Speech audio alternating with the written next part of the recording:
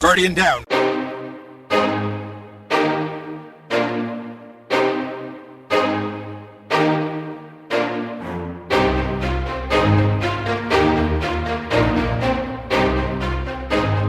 Hey, what's up, everybody? Thanks for spending your time with us today.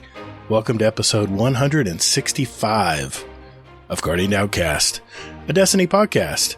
If you love to play the game Destiny 2, then you've come to the right place. We're a couple of gamer dads that have played Destiny since that day one release back in 2014, and we're just as passionate about it today as we were back then. We discuss key topics and news within the game and community, and we not only seek the stories of Destiny content creators, but we're a podcast that gives a voice to the stories of our Destiny gamers out there. And in this game, it's all about community, right? We're the show that asks... The friend game is the end game. Yeah. Thanks, Deej. Remember that? Yep. I'm your host, the Gatr, and my co-host, Hazel, is here as well. Hey, man. How's your week been? Oh, man. I don't even know. Work is getting crazy, and I haven't barely been in the Discord. So it's just utter and complete chaos. But I'll talk about that in a little bit. Okay. So yeah, sounds good. What about you? Yeah, been very consistent. I'm releasing the new player series content on my YouTube channel. That's GATR. Don't forget those underscores. Shameless plug. And yeah, I've been getting great reception from that. I just eclipsed the 500 mark on subs. Thank you, everyone out there who has been subbing to my channel. We thank you. I'm just a small little frog in a big Destiny pond, so to speak, but I do appreciate the support. But other than that, Didn't you say you're a small gator in a... Oh, that's better. I need you. Hold on, let me write that down. Yeah, I'm a small gator in a big Destiny pond. Yeah, I like that. I like the sound of that. Good one, Hazel. Good. Yeah. Well, hey, if you guys haven't figured out, it's just a Gatr and Hazel show tonight. And, it's still going to be an exciting show, though. We got a lot to talk about, a lot to cover. And what we have lined up for the show tonight, we're going to hear about what we've been doing this week in Destiny. Hazel's going to go over this week at Bungie for the 4th week of Season of Plunder. And I heard that's a doozy. We have another topic of the week to discuss. Then we're going to go and answer your questions from our speak pipes to our Discord server. As you can see, it's another busy night. So let's roll.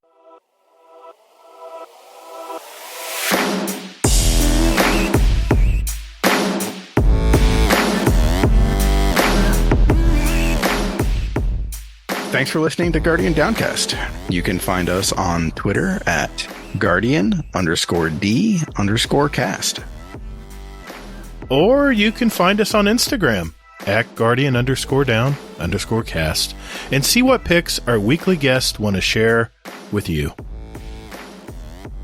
Or just visit our website at guardiandowncast.com for all the contact info and where else to find us. And you can also play any past episodes you like in any order you like, right from your browser.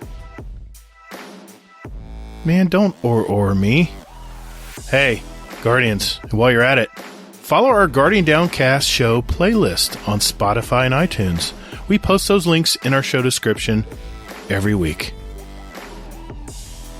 So check us out, and later, Guardian. Toddles! All right, Hazel. What have you been doing this week, man? What has been going on in the Destiny world this week for you? Oh, man. I hit rank... What rank is it here? 19 on my Callus Mini tool. Oh, so you can get the enhanced mods. Well, yeah. So for anybody who doesn't know, I think it's not even, you don't even have to hit 20. I think it's at 18, maybe 17, and I hit enhanced incandescent. Yep, that's the one to get. So yeah. So I have enhanced unrelenting and enhanced incandescent. Wow, so you're going to get health and destroy. Yeah, exactly. That's pretty nasty. Yeah. And then Kingsley shared a video about the unkillable warlock. So follow me here. So you use a healing grenade on the ground. Mm-hmm. You get restoration times 2. Then you go ahead and you slot in Empyrean. Yeah, Ember of Empyrean. So it's extended restoration. Okay. Or radiant. Mm-hmm. And then, or no, I'm sorry, that's Solace. Empyrean is the one that gives you, extended duration for The every effects. solar weapon kill. Okay. Or ability kill. Gotcha. So you figure, okay, so I get restoration times 2, and then I'm murdering everything with my Callus mini tool, which is solar. So I'm keeping restoration times 2 procced pretty much all the time for 12 seconds. And then I also have Ember of Ashes on. So that means that I apply more Scorch stacks on top of the enhanced perk for Incandescent, which is more enhanced, or more Scorch as well. And then just for fun, I put on Ember of Wonder, which is rapidly defeating multiple targets with solar ignitions generate an orb of power. So there's tons of orbs being generated, and I have restoration times 2, and I need to really switch off of Well of Radiance just because it's useless for this build, because I pretty much play this like a Titan, and I just run into everything, murdering everything. Really? Using the snap? No, Celestial Fire. Oh, okay. I got you. The 3. Yeah, so that way I can use range. Yeah, that's right. If a ranged attack. Yeah. Nice. Well, I got a the question. Snap is okay, but I don't know. Since Classy Restoration's gone, it was the last season's really great perk as far as restoration on that Solar 3.0. Has it changed really how you build things differently, or is it still, does the regular restoration trigger pretty easily? Well, no, man. It's you use the Healing Grenade. Oh, that's what which gives you restoration times 2. That's how you're doing it. Okay. Yeah. That's the trigger. Yeah. So you don't even need Classy Restoration because you Wow. just throw a Healing Grenade down and you get restoration times 2. I'll be putting that together tomorrow for the raid. Yeah. Yeah. That's and crazy. then, but you have to use, what is it? Touch of Flame with it. Mhm. So yeah, sorry. That's the aspect. Touch of Yeah. Flame. So that way it gives you the enhanced, it improves, restoration. So it's Oh. restoration times 2. Okay.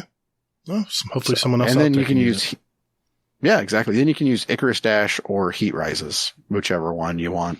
So really makes no difference. I don't really care for either one of them. Heat Rise or Icarus Dash is fun just because it gets me into the battle quicker.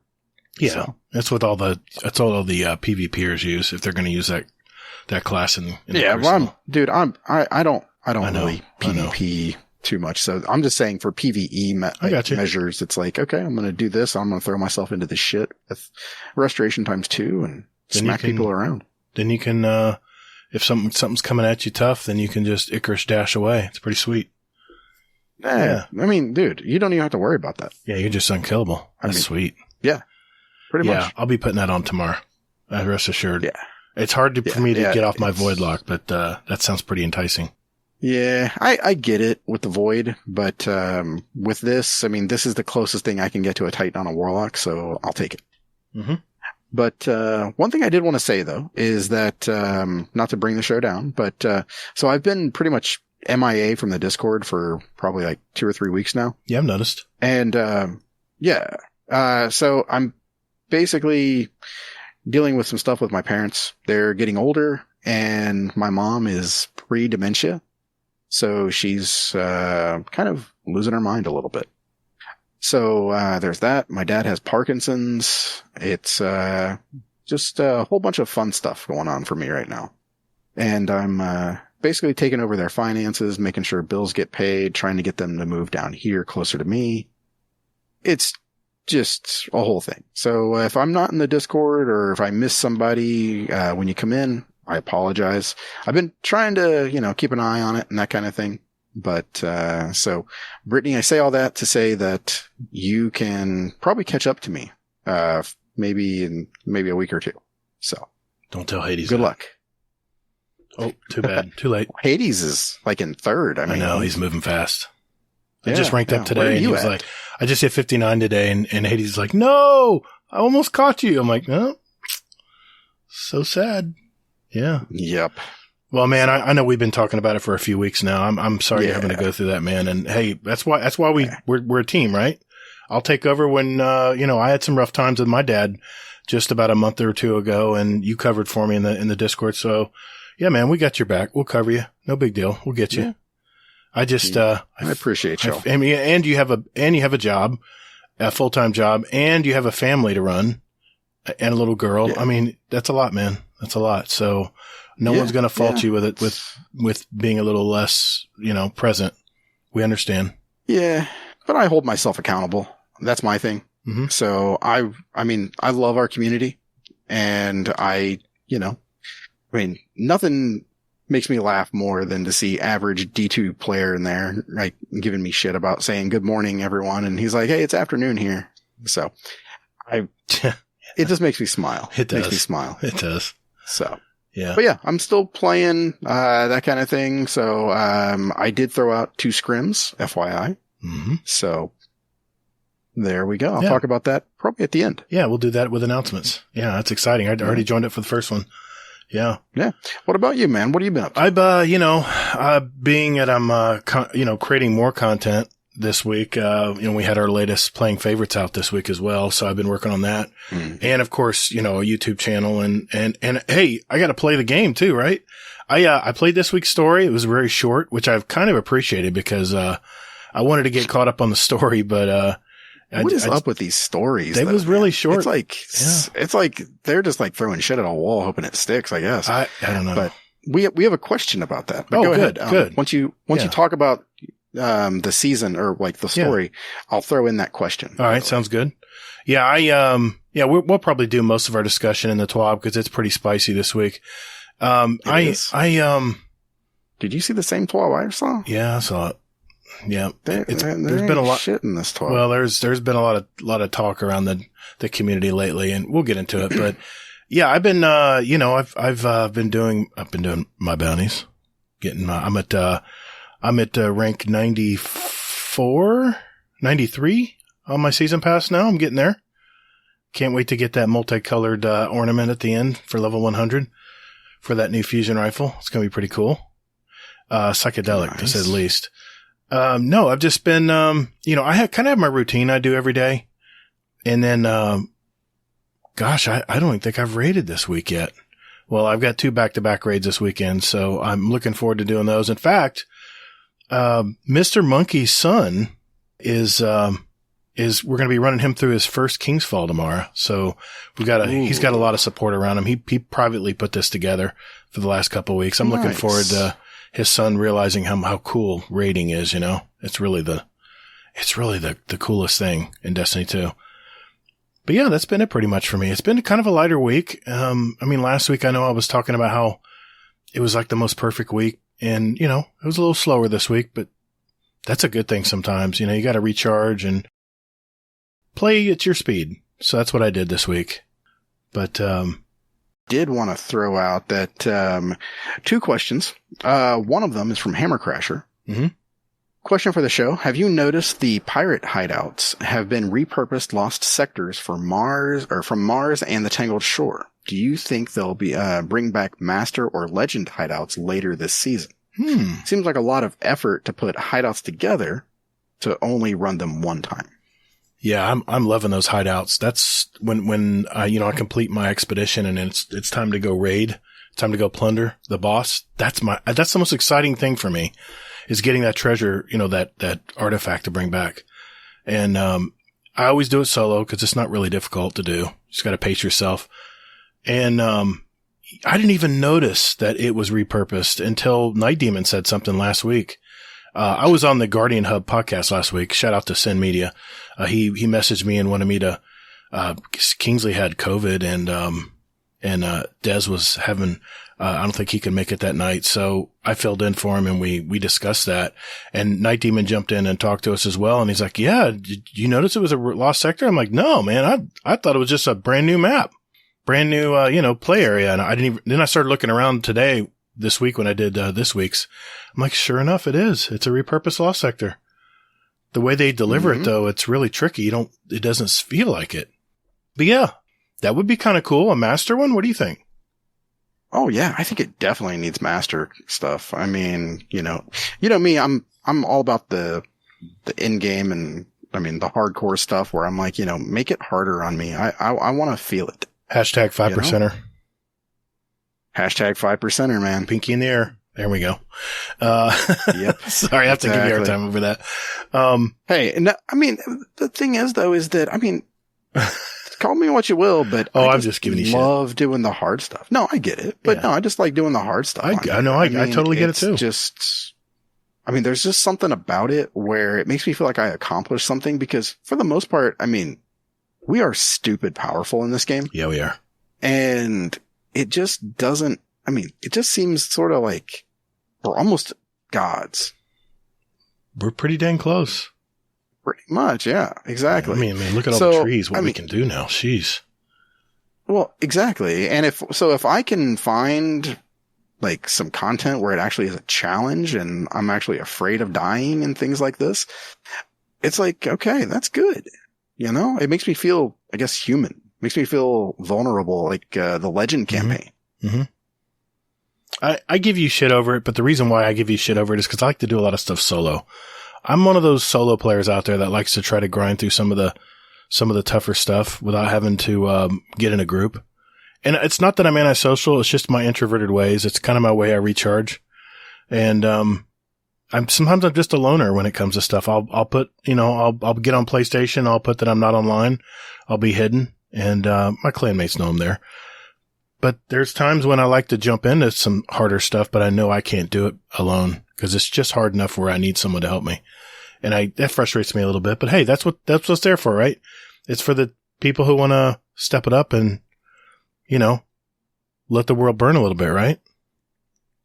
Well, I mean, what I would say would be it's more for have you done any, I think it was maybe last week or the week after, I soloed the Master Nightfall. Really? No, I thought we didn't even come close to that.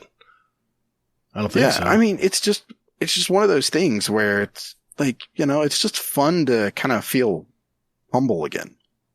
Yeah. It's fun to get your ass kicked every now and then. Oh, absolutely. I miss those days in Destiny 1 where I was trying to solo Nightfalls and it took so many times to go back to orbit and come back and try again.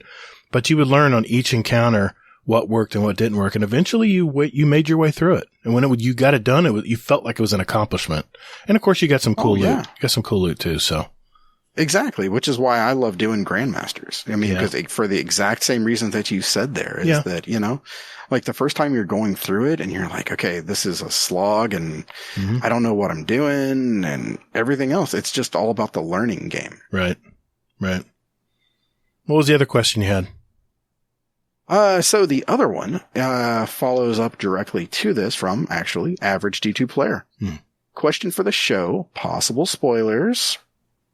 After completing the pirate hideout this week, it very much looks like there's another enemy that has joined the hunt for the relics. Any guesses as to who this might be? Oh, that's right. And also, who would you love it to be? Yeah, I heard about this in the story this week. That there was someone else, fighting that person as well. Whoever it was, like, basically, because they cleaned out the hideout, ransacked everything, right? Yeah. When you get there, it's like it's like a skeleton crew. Yeah. Well, no, they just all got their asses kicked. Mm-hmm. Yeah, you get there and it's just bodies. I don't know, man. Who do you think it could be? Well, anybody you'd like to see? I mean, maybe Savathun would be kind of cool, I think. Yeah. What if the Drifter's doing something behind our backs? It's not Drifter, man. No. All right. No. Come on, man. He's busy banking modes for next season. By banking modes, do you mean like darkness? Like trying to get with Eris Morn and Boots? I don't know. I don't know about that part, but someone was speculating in some of the lore that Are you even like keeping up with the lore, man? I don't keep up with the lore. I need to read the cards. I've unlocked them. I just haven't had a chance to read them. I know I need to sit down one afternoon and just start reading through it. Yeah. You're talking about this season's cards, right? Well, I mean, even last season too. Mm-hmm. So Drifter and Eris Morn are like a thing right now. Okay. Yeah. So yeah, they're like a couple-ish kind of thing. So see, if you don't read the lore, you'd never know this because you don't see it in game. Actually, yeah, you do. You hear it. Oh, okay. Yeah, they like they flirted and stuff like that. I mean, I you need remember to that. stop like watching YouTube videos and stuff like that while you're I know, playing. man. I'm multitasking. Yeah, but you're All right. missing shit. I know. I believe me, it's been on my list. I need to read the lore because the lore just adds another dimension to the game. It really does. Oh, yeah. And I've been really bad about not keeping up with the lore, and that's why I tune into Mylan, right? But it's a cheat. I know it's cheating, but still, I love that. Well, then man. you got the stuff with Spider too. So oh no, I definitely hear that. I mean that you can hear in game. Like, well, yeah, just like because that's what Drifter and Eris were flirting back and forth. Like last week, a week before. oh, okay. I was just trying to get I just wanted my Titan boots, the green ones. Dude. Hey, wait a minute. What did you get on the Ingram this week? Same thing everybody else did. The SMG and the Red bar. Box. Yes. Thanks to Ido. Oh, that's right. She was making sure she was helping us out. Well, she basically went in and like tinkered with whatever Spider was up to. Mm-hmm. Yeah, I was excited because I was like, okay, here come my skinny pants again. And there it was. I was like, oh, sweet. One less red bar I got to worry about. Of course, so who do you have any idea as to who you think it is, or? Oh man. Well, I'm thinking about, going into next season, right? Going into it doesn't have to be next season. It can be, it can be anybody. I mean, we don't know anything about next season. Yeah, that's true. Well, let's think about it. What are these artifacts used for? They're going to be used for something evil, right? They have something about darkness involved with them. At least that's what I've been hearing around the horn. That there's human parts or some kind of body parts in these things. I don't know. Yeah, there's some type of biological thing in it, right?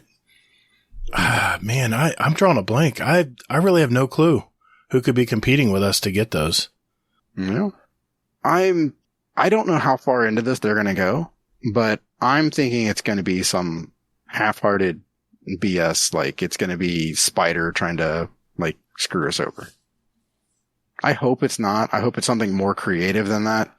But I don't know. I kind of feel this is like a throwaway season to a degree. It's a fun season. Besides the fact that throwaway season, yeah. Yeah. So, besides the fact that Aramis came back, that it's just sort of here. We just I'm thinking that. Good. I'm just thinking that it's probably going to be like Spider and we just end up screwing him over and he's just like, all right, fine, take your Sarah fight or whatever he says. Yeah. And he's definitely been I'll go back to selling shit for you again. Yeah. I think he's definitely, he's been, put in his place this season, so to speak. So I'm sure he's not sitting well with that. But come on, Spider, dishonest. Come on. Really? Yeah. Do you even play the game at that point? Dude, do you when you're Destiny? saying stuff like that? Yeah, exactly. I'm like, he's a shit. I'm being sarcastic. Game, so. He did attach a bomb to, Crow's ghost. Yeah, that was a little terrible. Yeah, that wasn't not good. Yeah. I know a little of the lore, but not enough, apparently. Yeah. Yeah. But I do though. I think it's going to be, unfortunately, Spider. And I think that we're going to, shortchange him and that kind of thing. I would pay, actually, not that I haven't already paid for the season, but I would pay for it to be like Mara. Oh, God. Really? Just some twist where it's like, oh, to give this whole season credence. Man, we haven't heard from her in a while. Yeah, I know. That's the reason I think that'd be cool to see it be her. I wonder what she's up to right now.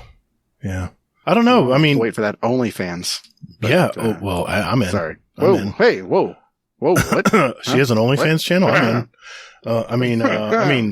Never mind. Hey, look at the time. Ooh, yeah. We got a twab to do. Well, speaking nothing to see here. Yeah, nothing to see here. All right. Speaking of which, let's move on. That means we're moving on to this week at Bungie. Hey, Hazel, we need to record another ad, my dude. Haven't we done enough of these? Yeah, I know, but we're getting feedback from our community that they're getting old. So come on, let's just do it real quick. All right. Do I need to run this by Laz first? No, we're fine. Hey everyone, we just wanted to let everyone know that if you're looking for a clan, we have a Destiny 2 clan and we invite you all to be a part of it. All we ask is that you join our Discord community and just enjoy playing the game. We will communicate with you there, and you'll also be assigned a special clan role as well, and a channel.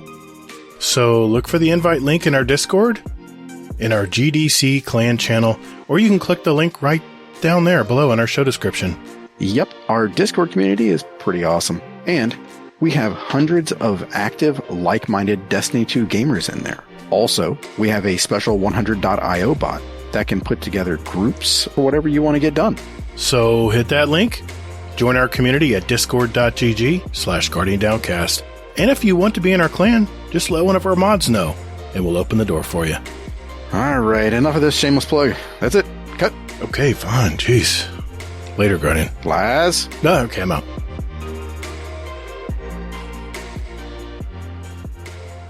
All right, Hazel. 4th week of Season of Plunder, man. What's going on in the TWAB this week? Okay. You said earlier that it was a spicy one, but I don't really think it's that spicy, honestly. So, okay. So for this one, Master King's Fall comes out on Tuesday. That reset. Aside from that, Battle Eye is working as intended. And they are actually increasing the sort of like the detection for this. Fun fact. During the course of this podcast, I've been playing Destiny 2. And guess what happened? What? I got an error code plum. What? It said that Battle Eye has like caught you. And I'm like, the fuck? What? So yeah. FYI, I am not cheating in any way, shape, or form. But I did some checking into error code plum, and it said that basically my Windows might be out of date. So there is an update that's sitting out there, so I'll have to download that. Oh, you're like your Windows, not your, gotcha. Your system needs being updated. Is that what it's saying? Yeah. I got you. Okay. Yeah. Are you thinking like house Windows? No. I was thinking about your like open Windows that you have running the game. Never mind. Oh, I'm like, you know, because sometimes you need to refresh your window. Because sometimes, no. So your actual operating system, got you. Yep. So if you get error code plum on PC, then just FYI, update your. You probably have an update out there, so do that, and you can Destiny again. Quick question. Are you going to talk about any more of the Master King's Fall? I'll move on to it. Yeah. All right. Go ahead. So, one thing I did want to mention regarding Battle Eye, this absolutely warmed my heart, and I'm sure Gatr, like, passed out due to lack of blood flow. What? Because it went to a certain part of his body. Oh. So, some people, so this is from the TWAB, some people whose accounts were banned have said they don't remember cheating. Oh, I know. I heard this. When we investigate these cases, we often find they gave their account to someone else to play the game for them. We again remind everyone that you must protect your account and do not use account recovery services. Saying that your fingers were not on the keyboard when cheating occurred will not be considered during an appeal. Okay, can I say it? Yes. Suck it, cheaters. Suck it. I was so happy to hear that, because don't do account recovs. It's against TOS, by the way. You can get banned for that too. Recovery to me is not cheating. I disagree, but that's okay, because it's not you playing. It's not, but I mean, is there a difference between like, who was it? Like Nate Fu that had his wife pick up Gallahorn? Well, that's different. That's wait, is it? In that case, it's different. And she's not jumping into Crucible to go play some comp. See my point? But someone else is still playing the account. Yeah, but she just went to the tower. I mean, Battle Eye doesn't care about the tower. Where do you draw the line? Well, the Battle Eye knows. They'll know if they're at the tower and they're if you're hiring some people to go play comp for you, so you can get that final title. It's the last season for that. Then that's on you if they use cheats to get ahead. I mean, these people aren't in it for the goodness of their heart. They're in it to make a buck. And if that means they can then put some cheats on the game, and hell, they don't care. It's your account. If they get stung, it's not on them. It's on you. So that's on you, man. If you're hiring people to log in, which, by God, who the hell would allow someone to log into their account? You realize they can get your credit card information and everything out of that? I don't know if people realize that. No, they can't get your credit card. They can if they go, it depends what you're using, but whatever you have registered with that account, they can go to your account settings on the same platform and look it up. Not exactly. If you have some safeguards in place, you're okay, but I think most places will just say like, hey, like they like you like X's over your card number except for the last 4 and stuff like that. Well, but again, it all comes down to don't give your shit out to other people. Don't do it. Come on, man. Don't do that shit. It's not worth it. It's not. I mean, just go play comp and get good. Oops. I mean, hey, go play comp and learn how to get better. There we go. Yeah, that's my line. Sorry.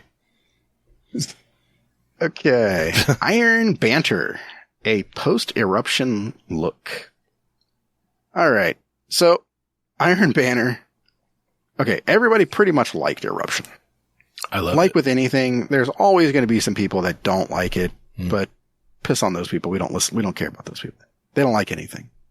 They don't like Christmas. They don't like, gifts. We don't listen to those people. Not really. Hashtag blessed. Sorry, I just died inside a little. Hey, did you have a pumpkin spice latte when you said that? No, I'm actually sipping on I'm close. I'm not pumpkin spice tonight, but I'm, what is it? Shit, I'm trying to get taste. It's, a pecan. Folgers and Ugg boots? No, it's a pecan. It's a pecan coffee. It's like a butter pecan. Sound like Folgers. It's like butter that pecan. Does not sound like Folgers. No, it's not Folgers. It's Is it Maxwell House? No, it's Community Coffee. It's a local local coffee company. It's good coffee. You graduating. I've always loved Community Coffee. If you ever see Community Coffee, try it. It's really good. Good stuff. Ladies and gentlemen, he's growing up. I know. Don't. Fuck, dude. They grow up so fast. Full disclosure, I have Maxwell House and Folger K-Cup pods as well. I just didn't use them tonight. And there I go back. There I go back down in the dumps. All right. Now, anyway, we're back to the show. Yeah, all right. So Eruption was a hit. Everybody liked it. Fun fact. There was a scoring issue. So that said, we are aware of a bug where shutdown points were being awarded for each damaged participant. This is not intended and is causing larger swings in team scores than intended. That would make sense. We are actively investigating this issue and are looking to get a fix for the second week. Okay, Bungie, listen to me. Don't do it. Don't touch it. Just leave it alone. Look the other way, Bungie. Yeah. There's nothing to see Nothing here. to see here. It's working fine. You know why? It made the games fun. It did. It was fun. Oh my God. I mean, I hope they minimize, loosen it just a little bit, maybe make it so it's not as crazy, but it's just come on. We had several of those games. It was a lot of fun. I know. It was fun. It was wow, this is really cool. You feel like you're doing something. It's already mayhem pretty much. Why not? Yeah. I mean, kind of. Okay. Control. Dun, dun, dun. Uh-oh. Controversy. AKA SBMM. Yeah. The first of many controversies this week. Jump headfirst off of a bridge for this. Mm-hmm. Okay, so SBMM. So pretty much SBMM is working as intended-ish. Latency, they did go ahead and basically change it so that it's going to loosen up some. So if there's high latency, they're going to open up more of... They're going to open it up so basically you can get, they're sacrificing basically matchmaking time for the sake of better quality matches. Right.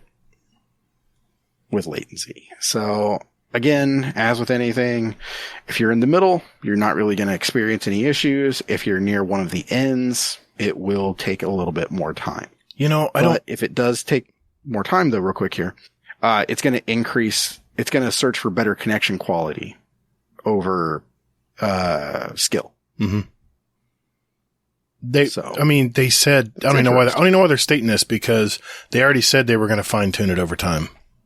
That just goes back to that point. They're only saying it just to let everybody know that, hey, we're still doing stuff. Yes. It's not perfect. Yep. True Vanguard, put it back in your pants. Yeah, no. You don't need to do a video every week about how shitty SBMM is. He was not happy. But for real, it's like, dude, do you need to do a video every week about this? Just move on with your life. He's in the top 1% of players. Okay? I mean, come on. Okay, and you're going to see some anomalies, but you know what? I gotta give True Vanguard some props here, because he always plays solo. He could easily, and he even said in his video, he could easily get a bunch of bangers out there and get a rogue killing machine put together and just pub stomp and run over everybody. But no, he runs solo. I respect that. He's always done that, by the way. Whether it was a Battlefield or always whatever. solo though. No, I mean he's not always solo. About 95% of the time. 95% of the time, like a crew. He does a crew. I've seen him run with a crew before. He does it like at night on his off time, and also, as an event. But very rarely does he. He always plays solo. I watch his streams a lot. Mm-hmm. It might just be the times he plays, people aren't on. But if he plays later on in the day, I mean, I've seen him with like a crew, and I've seen him play with Fallout, and yeah. Yep. But he's not putting slamming teams together and full 6 stacks and stuff. Right? Yeah. But I did see that stream where he had a bunch of bangers on there, so it happens. But come on, he's entitled to that, you know. I'm not going to give the guy shit. I'm not going to eat his lunch. Come on. It's like, if you could, wouldn't you? I mean, at least every now and then. Exactly. I mean, just to get the frustration of solo playing. Solo playing could be very up and down. But you know what, though? The man has bad games, and he's not afraid to edit. He doesn't edit it out. Everyone sees it. So that he's human. God, imagine that. He's human. Well, in his videos, they're only highlights, but. Yeah, but if you're watching his stream, you're seeing it all. Yeah. Well, I don't watch his streams because I just don't like him. But yeah. Oh, all right. I'm not going to go there. Yeah. I especially lost like a lot of respect for him when he's like, have empathy for the streamers who are complaining about this. And I'm like, dude, go take a hike. I remember Cammy Cakes would play with his aim trainer while he waited for a match. That's how long he had to wait. And then he'd match up with the same people. Yeah. I gotta admit, gets frustrating. I'm sure, but there's other playlists. That's my point.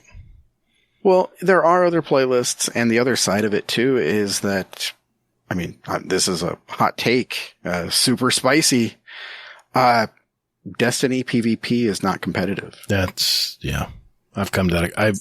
I came to that conclusion 3 seasons ago, so I don't get as salty as I used to. Once you realize it's just for fun. And I enjoy the social aspect of it more than I do actually winning and losing now. I mean, exactly. I want to do well. Don't get me wrong. I'm not going to just lay down. But if it's a bad game, it's a bad game. I just don't get upset anymore over it. So. Yeah. Yeah. Your stats only matter to you. They don't matter to anybody else. Basically. Exactly. Like, dude, I'm super excited. I have a KDA of 1.22. Hey, my KD's gone down ever since skill base has been put in place. Mine's gone. I mean, my KD, my actual KD is like 136 now. It was 158.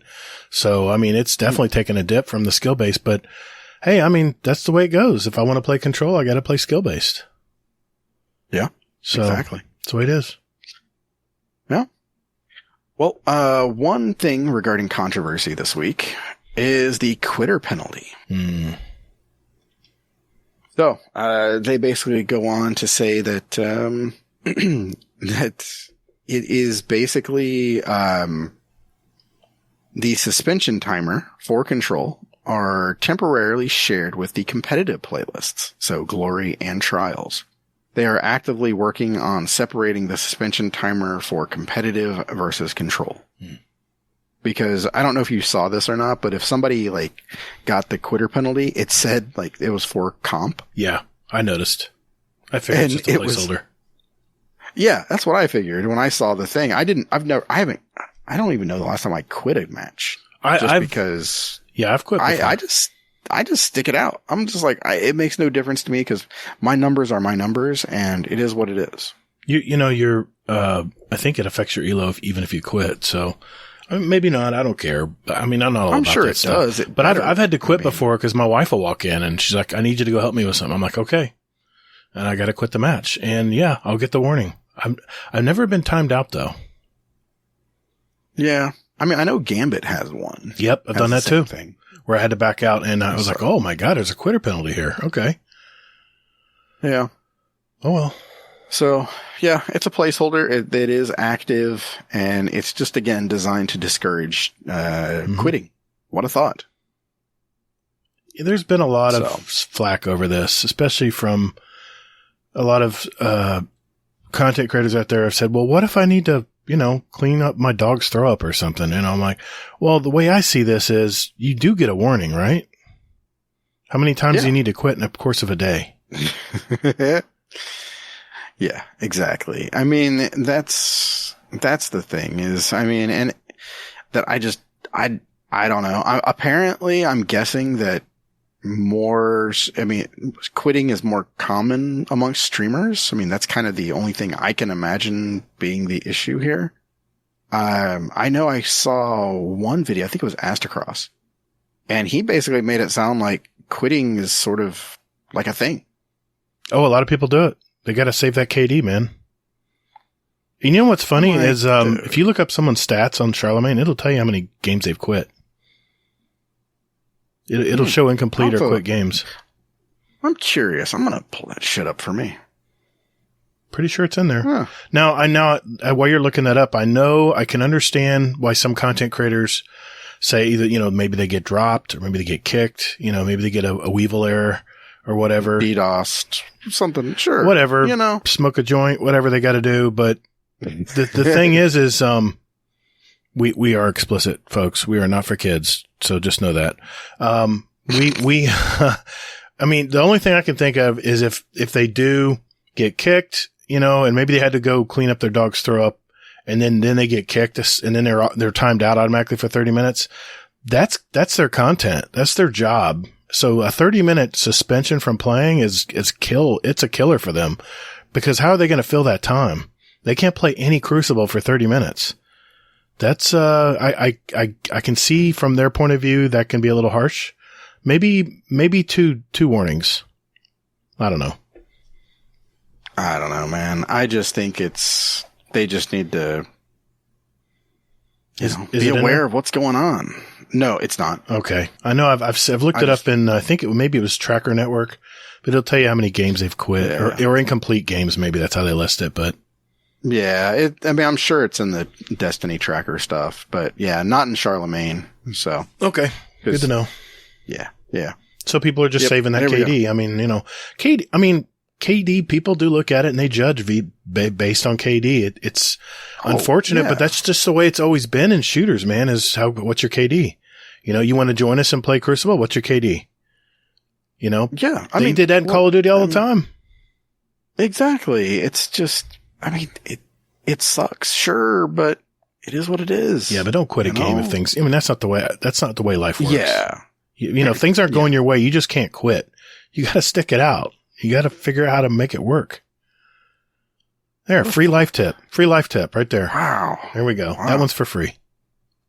Wow, it's almost like you're saying sack up and just fucking do it. Sack up, tit up, whatever it is. Just something like that. Move on with it. So life happens. Sucks. Watch. I'll get timed out this weekend. Watch. I got dropped. Yeah, you'll get timed out in a raid. You're gonna be like, what? Oh my God. Jeez. That's not even possible. Oops. Looks like you're quitting too early there, pal. Yeah. Yeah. The raid not going well. Okay. So,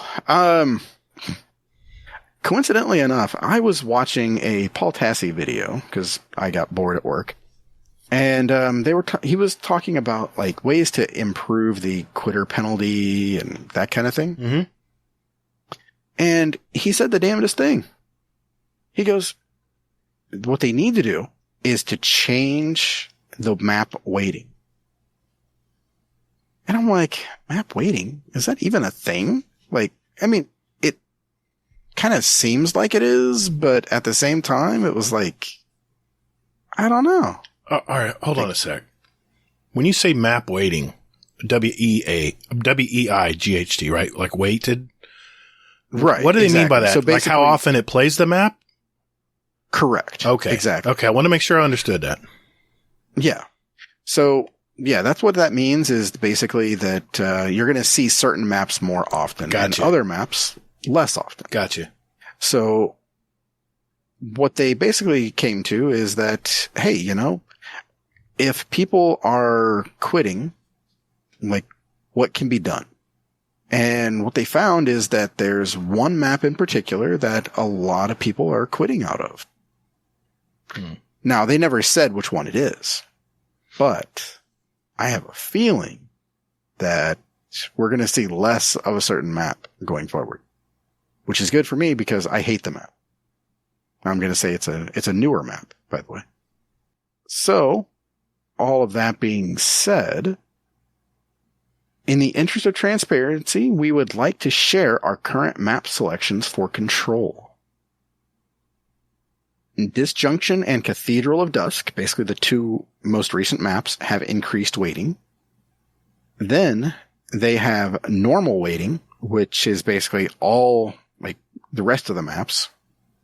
And then they have reduced weighting, so these maps you will see less, which are Bannerfall, Midtown, Exodus Blue, Wormhaven, and Burnout. I seem to get Wormhaven an awful lot, though, still. Really? Yeah. And then significantly reduced weighting on Dead Cliffs. So I still see Dead Cliffs, too. I don't know. Maybe it's just me. Maybe I just have shitty RNG. And then they removed Anomaly, Cauldron, and Convergence from Control. Wow. Okay. Man, it's, Yeah. I mean, And I mean, just, my God, we don't have any new maps. It's just, why can't we just have them all? Can't we just put them all in Control? no, because Anomaly would be a clusterfuck of a situation with Control. Okay. Yes. I played it, though. It could be done. It can be, but dear Better God. have a shotgun. Yeah, exactly. So there's that. So they said here, in the patch that went live on the 15th, they lowered the weighting of Disjunction and Cathedral of Dusk. So it'll be normal weighting for those, and pretty much pretty much most of the maps except for Bannerfall, Midtown, Exodus Blue, Wormhaven, Burnout, Dead Cliffs, will be normal weighted. And the other ones that have been removed we'll never see. So. Right. Okay. Yeah. Any thoughts about that? No, I mean, I guess I'm okay with that. I mean, that is 25 maps. That is a lot of maps. I'm just not looking at it here. Dead Cliffs, everyone knows you can control spawn control. 25, is it? 1, 2, 3, 4, 5, 6, 7, 8, 9, 10, 11, 12, 13, 14, 16, 17, 18, 19, 20, 21, 22, 23, 24, 5. I mean, if you count, I'm counting Anomaly, the Cauldron, and Convergence. Yeah, all the maps. No, they don't count. Yeah, they don't count. No. So I'm just saying. Yeah, so 22 maps. Okay. That's a lot. And they all now have regular weighting. You know, so I really don't. I think they should bring map voting in. I really do. They used to have that, I think they used to have that Destiny 1. Gosh, it's been so long, man. I don't think they did. They never had map voting. They should have map voting because, I mean, they had it all the time in Call of Duty. But well, they had it in Halo, which boggles my mind that they haven't been able to throw that shit in here. I honestly don't care on this part because whatever map it is what it is, and I just got to put my head down and I know the map and play it. Let's go. Now, when I see Disjunction about 20 times, I might start getting tired of it, but I'm okay with this. Mm-hmm. Yeah. I'd be more inclined to quit Disjunction than any other map. I like Disjunction because it has nice long sight lines, and it's a well-rounded map. It might, but it's just. You want the close quarter stuff? Go to the middle. You want the mid-range stuff? Go to the right. You want the full lanes? Go to the left. I mean, it's an all-in-one map. It's actually pretty well designed. But I don't know. It might be. It's just. I don't know. I just don't like it. There's something about it that just hits me wrong where I just hate my life whenever I'm in disjunction. All right. Well, I think what it is the warlocks flying up in the air, like shooting down. It's just like, dickhead, just stop. Sorry, I won't do it again. I can't wait till scrims. Oh, yeah, I can't wait either. I don't float in the air, by the way. I blink in the air. Okay. Yeah. I need to practice my blink. I'm telling you, maybe man, I'll throw on blink. It's fun. I'll just go to Cosmodrome and practice it. You'll get it down, man. It's a nice little perk to have. Anyway. I miss my Hunter and Titan. Mm. Okay, so wait a minute. I gotta give you props for sticking it out. I thought you'd be giving up on Warlock by now. You're sticking it out, man. You're still playing it. I see you. Yeah. I'll be honest. I am not stopping. It's gonna, hit me in the junk every day that I log into this damn game. But I am bound and determined to either one, have a newfound respect for Warlock, and I'm going to try to like it and try to figure it out. So. Well, whether you care or not, I gained a little respect in my eyes. So if I would have lost the bet, I would have stuck it out too. So just saying. No. Anyway. Well, hey, now I'm all sappy. Maybe I'll take it easy on you. No, take a shot of sake. You'll be arguing later. I can't do that right now. Unfortunately. All right. So, FYI, Destiny is in Fall Guys. There's shit in there. If you play Fall Guys, go for it. If not, then don't worry about it. Okay. Master Raid is going to be on the 20th. Just reset. Is when this comes out. Yep. Normal mode challenges. Rewards double loot for the encounter the challenge is active on. So that's good. We can do challenges for those. The challenges aren't anything too crazy. Mm-mm. I know what 2 of them are. Totems is basically you can't go on the same side twice. Oh, so you basically rotate. Exactly. I'm like, how hard is that? Okay. We did that. I think that was a challenge in Destiny 1 too, or one of them. No. Was it? They didn't have, no, not for totems. Okay. I'm trying to remember what the challenge mode was, or what they call it. Legendary? I can't remember. Anyway, carry on. Yeah, it didn't matter. I mean, we were one phasing War Priest anyway and everything, so. Okay, so Master. Encounters reward stat-focused armor, which is par for the course with that. So for anybody who doesn't know, Master content for raids, it's going to be focused either recovery, something like that, resilience. It's going to change every week. So, challenges reward adept weapons. So that means you can put adept mods on there or mods from trials. Okay. All encounters are set at a power level of 1600. Oof. Boom. But again, don't let that dissuade you from getting in here. I think I'm at 1584, I think. Yeah, I think I'm right around there too. Yeah. So, I mean, but don't let 1600 scare you away. You'll get one shot from like big enemies, but you're going to take 2 hits or 3 hits from other stuff. You're still going to be okay. Let me ask you, are the Grandmaster Nightfalls, are they kind of similar in power level? I mean, looking back to last season, I don't know because they haven't come out yet for the season. Yeah, they're not out yet. They come out in October. I don't know. I'm trying to remember. Was it 1580 or 1585? 1585. That's what the light cap was on them last week. Yeah, I think this season. Yeah, I think it'll probably be like 1590. Okay. So not quite. Okay. Yeah, it's going to be just enough to be a pain in the ass. So yeah, it's I mean, I don't know. I almost want to lean toward raids being easier. Master raids being easier. Well, that's what I was going to ask you earlier. GM. Are you going to run master raids? Is it worth the extra headache? Because I mean, stat focused armor. Well, I mean, you say it's a headache, but I don't really view it as a headache. I view this more as, like stat focused armor is pretty cool. And then you can also slot in a, recovery armor on your ghost shell, and That's true. you can up it even more. Yeah, not just the one skill, but like the second skill. I mean, but yeah. I mean, it's pretty much a way to get targeted loot. Yeah. Okay.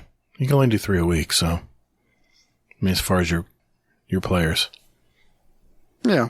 As far as the rewards. So yeah, not too crazy. Anything else?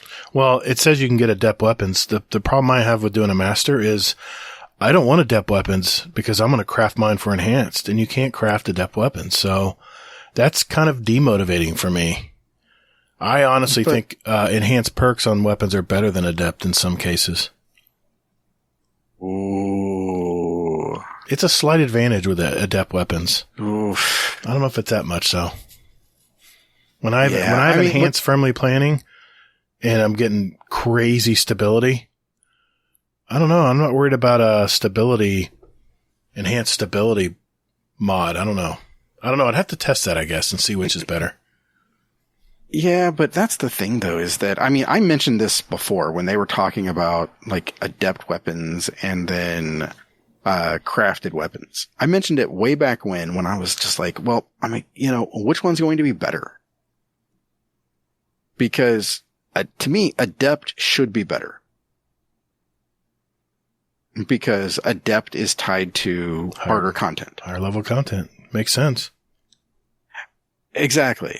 I mean, it just kind of sucks that you get an adept weapon and all you do is you get mods for it. Yeah, you can't craft it. I mean, maybe they'll change that in the future, but well, they're not going to do crafting plus adept, plus an adept. It makes sense. It's higher level content. Oh man. Now I would be jumping hoops for that. Oof. I think that's too overpowered. All right. I mean, you know what I mean? Yeah, I get you. I'll be honest though. You know what I think that they need to do for craftable weapons? If they're not going to give us the ability to basically like unlock the perks, let us choose 4 perks in the 3rd and 4th columns. 4 in each row? No, 2 in each row. So okay. Just like normal weapons. So you can basically have a PvE and a PvP build, not have to redo a whole other weapon. Exactly. Yeah, it makes sense. I like that idea. I'm for that.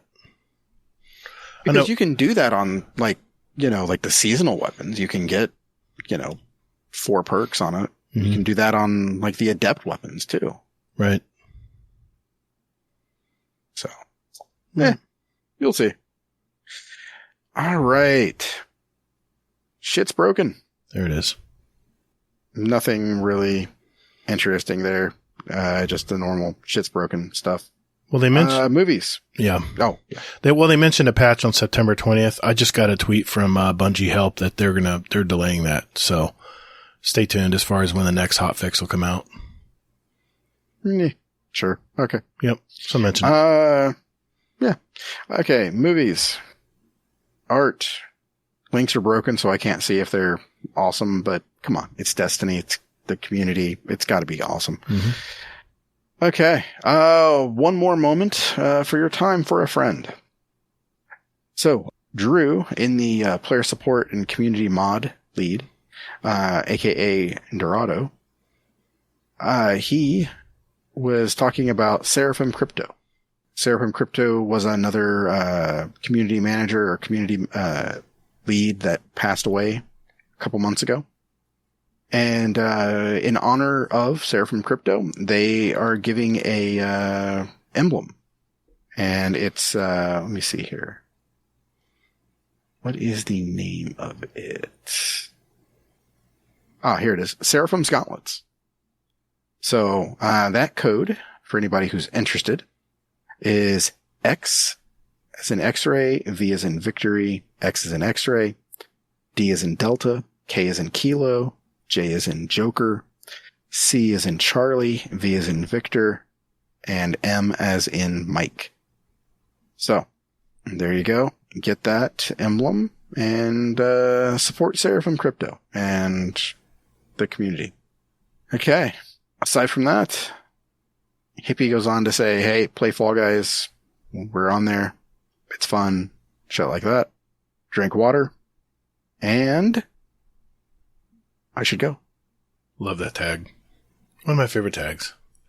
All right. Thanks, Hazel. Well, we'll be right back. Hey, this is Mr. Monkey, not Killer Monkey, not Monocle Monkey, Mr. Monkey. Get your bounties done. You're listening to Guardian Downcast.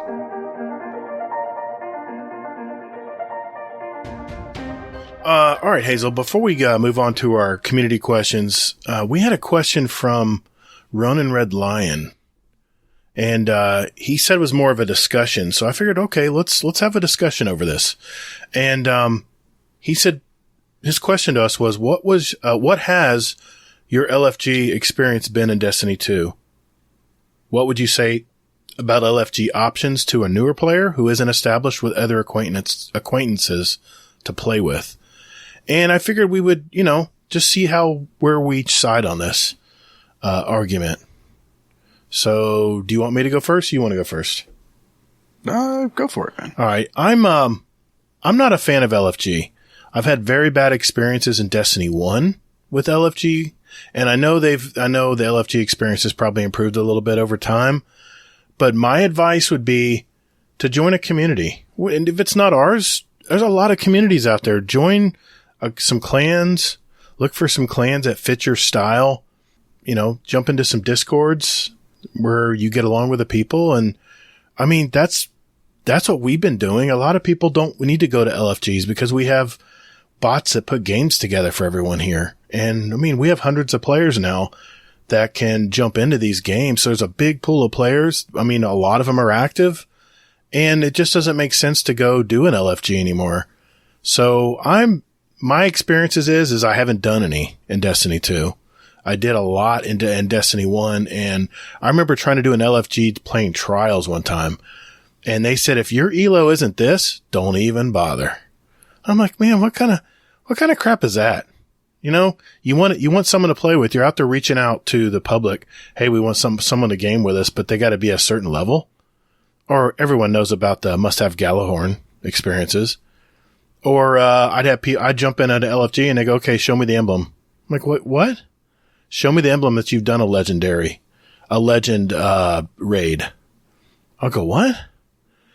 No emblem, you get booted. I'm like, this is bullshit. So I have not had good experiences with LFGs, but I tell you what I have done is I've joined communities, I've joined clans, and I mean, I've been in some past clans before I was even in Dad's Tales. And before we even started what we're doing now, where we would get our raids done every Tuesday morning, boom, boom, boom, all done. If we wanted to play Crucible on the weekends, we had friends to play with, and it just was a very positive experience. So that's kind of my answer to that question, Round the Red Line. What about you, Hazel? What say you? Okay. I've been biting my tongue. It's like I have no tongue now. I know. So, all right. There's a couple of different angles I want to go into this. So the first one is that my personal experience is the exact opposite of Gator's. So pretty much, I mean, I even went into Reddit, when I was in D1, and I mean, so for anybody who doesn't know, Reddit, their fire team's area is basically, I mean, I would say it's probably like the creme de la creme.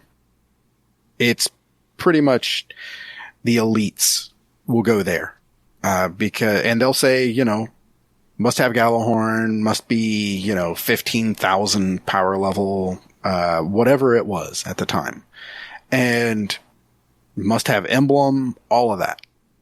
But the thing is, though, is that they stated the criteria. And if I didn't meet that criteria, guess what? I kept looking. Yeah. Or I posted my own game. Mm-hmm. So, I mean, that's the thing with LFG, is that if you see the dreaded 4 letters, KWTD, for anybody who doesn't know, that means know what to do.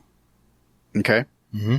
If you don't know what to do in a raid, from basically opening encounter through the end of it, don't do it. You're only setting yourself up for failure. Or some abuse. No, but that's rightly so, in my opinion. Sorry. See, you're interrupting. I'm sorry. I did not interrupt you're right. you, and you're right. Go ahead. I've thought about it. Continue. So, what I'm saying is, you have to be a realist when it comes to things. You have to know your own level and where you stand.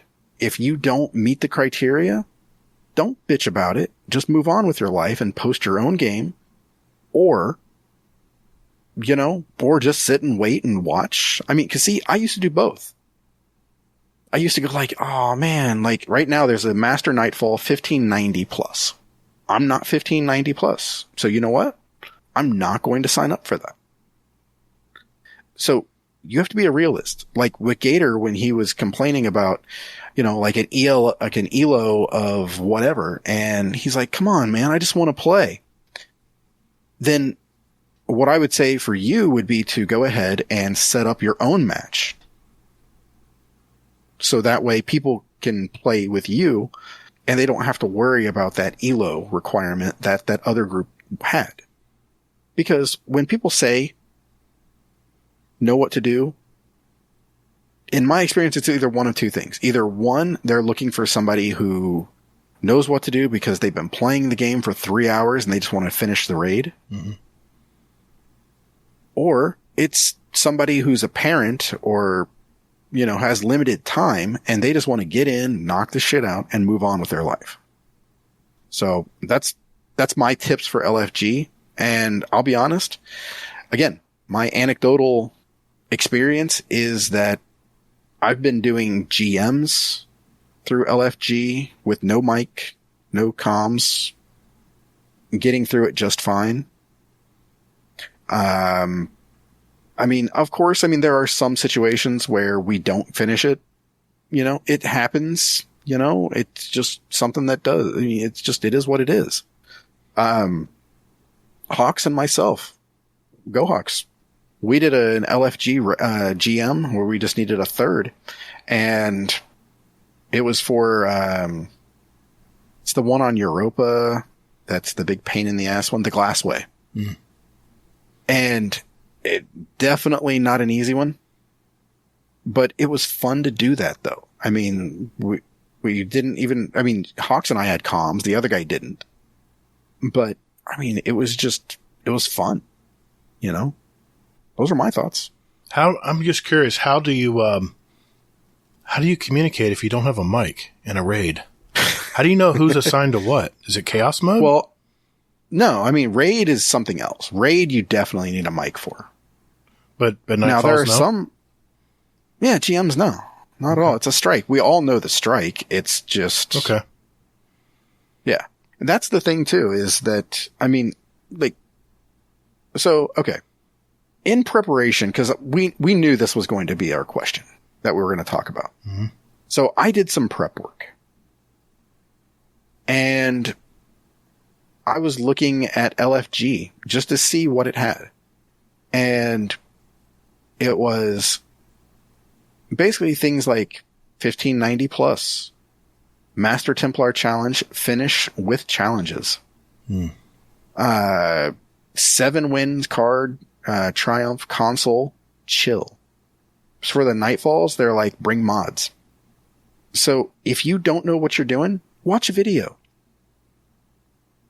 Because I appreciate what Gatr said, and you are 100% correct. Join a community where you can go ahead and play and raid and PvP with people that you know and things like that. Or even people that you don't know.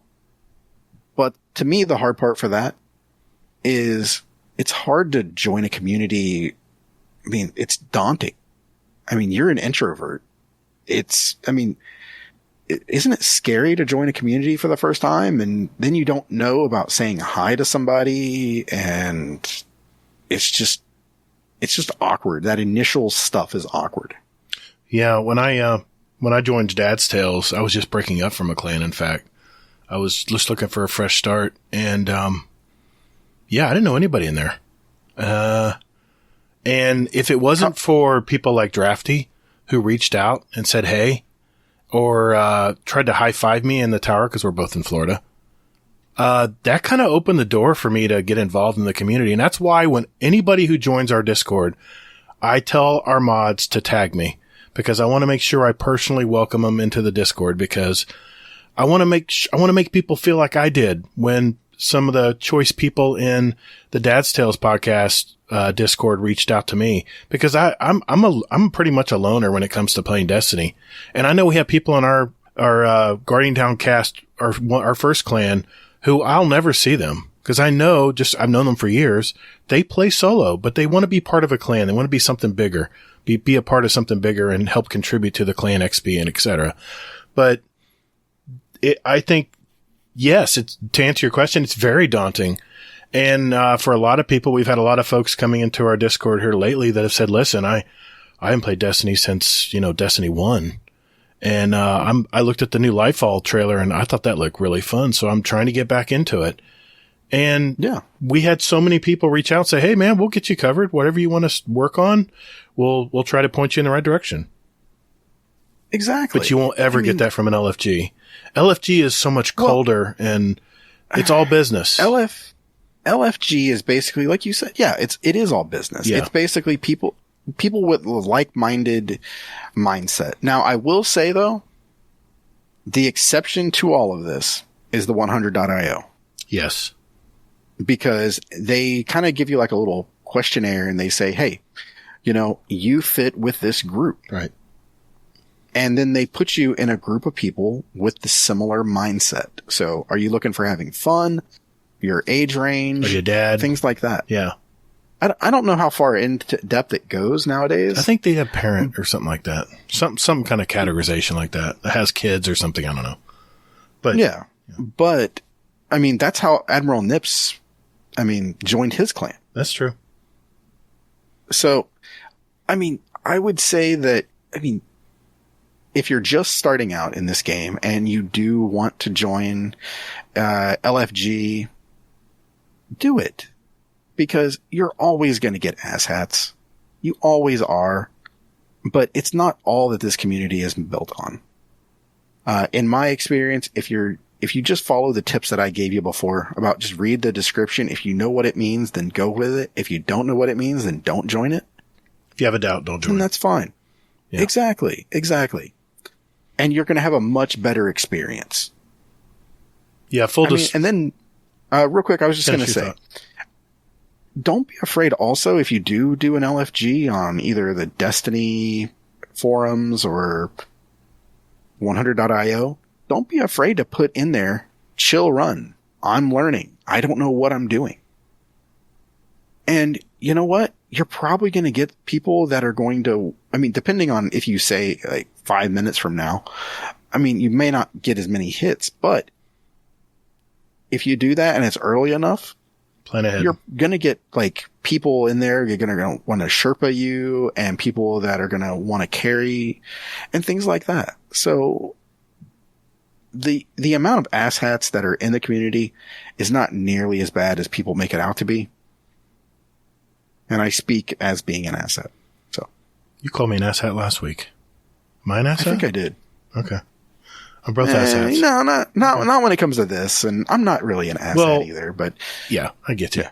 Well, that just goes to show I had such a bad experience in LFG and Destiny 1 that I never look back. I would rather join a community and take my chances.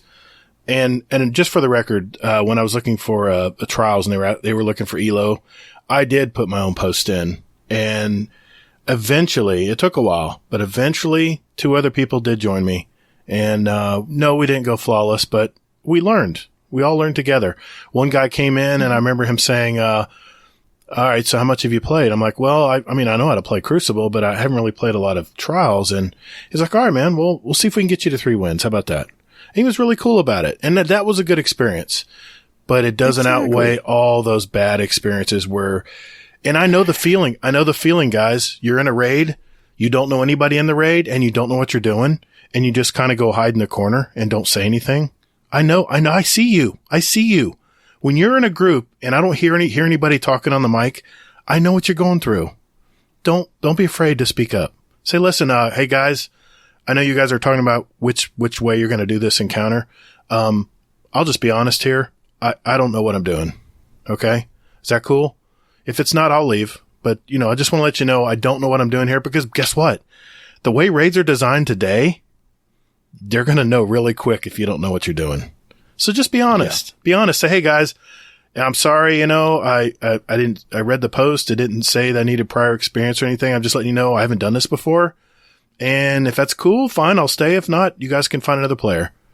It's really tough to do that, by the way, because you don't want to be embarrassed. You don't want to be looked down on, and you don't want to be kicked. There's nothing worse than getting kicked, man. That's just the ultimate.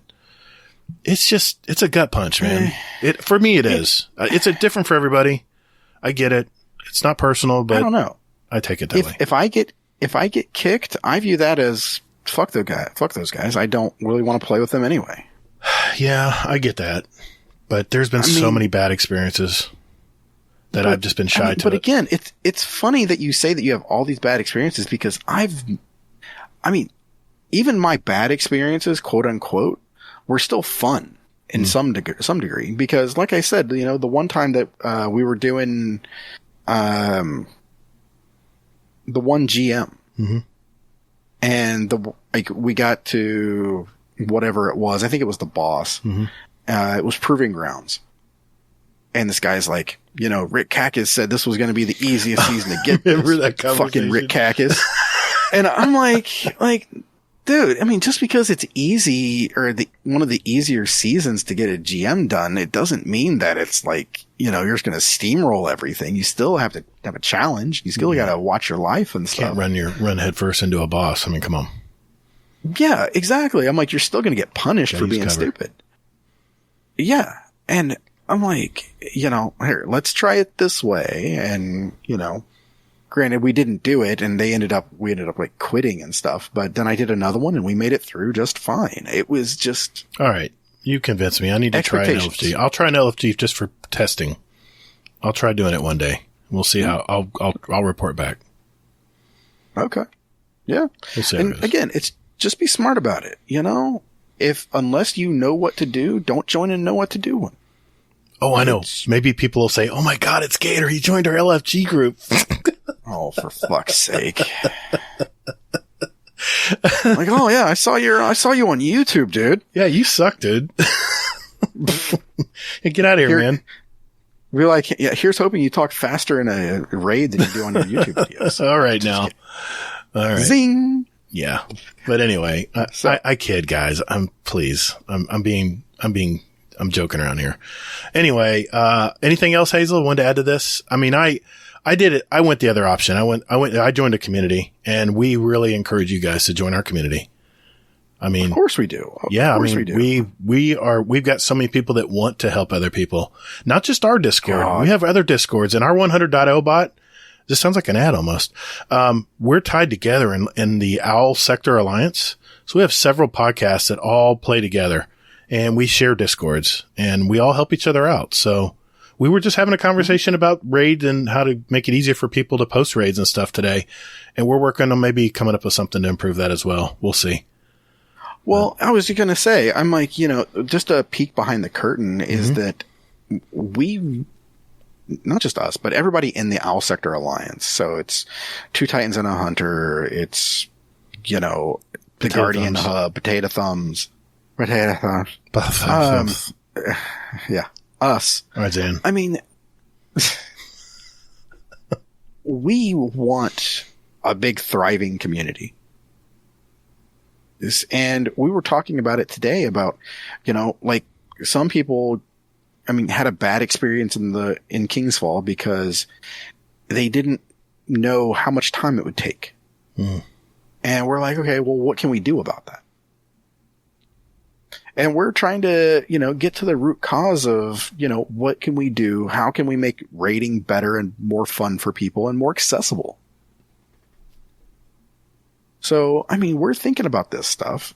Feel free to throw your comments out, in the Discord. Let us know. Like, hey, this could help, or this could not help, or, here's a bad idea. Even bad ideas we can learn something from. Mm-hmm.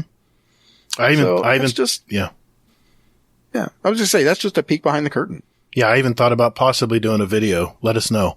You think a video would help? Having a pinned video or something in the frequently asked questions or how to make a post on our Owl Sector Alliance 100.io. Some people, it's new to them. Hell, who were we talking to? It was Native Raider last week. His son had to come in and tell him how to use Discord. Yeah. So yeah, come on, we know. Getting plugged into a new system or new technology or a new community, it's a little daunting. So we're trying to make it easier where people can, jump out there and say, listen, I'm new. Can anybody help me run a raid? I want to do it this Friday at, 10 o'clock. How about it? Yep. And you'll be surprised. A lot of people will help you out. Yeah. That's all I'm saying. Exactly. Yep. Or you can be an asshat and go to LFG. Hey. Just kidding. I'm just kidding. Hey. Kinda. No, man. All right. Fine. All right. Not an asshat. Exactly. You run the risk of running into more asshats doing LFG, yes, but not everybody in LFG is an asshat. Okay. I'll go with that. All right. Good. All right. So, one other hot topic from the week. Okay. Oh, I know. This is a direct question from Soccer the Iron Lord. Oh, yes. I'm jealous that he has that title, by the way.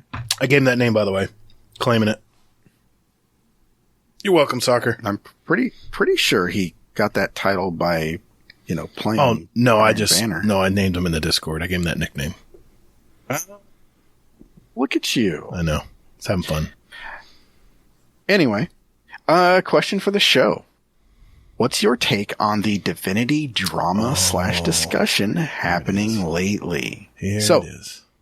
For anybody who doesn't know, Saltagreppo, basically the top 0.00001% of the Destiny community, aka part of the 3-time world's first raid team, said that Divinity is too good and it needs a nerf. That's what he Boom. said. And he got roasted for it. Yeah, he got roasted for it. But some people did come to his defense and say things like, hey, you're right, and that kind of thing. So, Gatr, the floor is yours. Yeah, I you must. Want me to go first? No, it's fine. I'll go. I must admit, I was judgmental when someone told me about this. I immediately jumped in and said, "What an elitist!" But then I realized that Saltagreppo didn't start this post. He was just he was responding to someone who threw that question out there, and he was just giving his opinion. So hey, we can't give our opinion about anything anymore. What are we doing? Why have Twitter if no one wants to give their? If we're all just going to fall in line and just say what the establishment or what the community wants us to say, then why are we even participating in Twitter? But anyway, True. As far as the divinity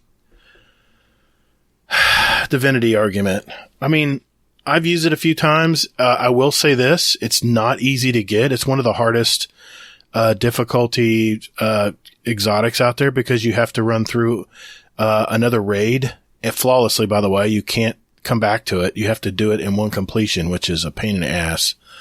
But you got to go through these extra puzzles and stuff through the Garden of Salvation raid. And thanks to Kingsley for helping me get mine because I didn't have one either.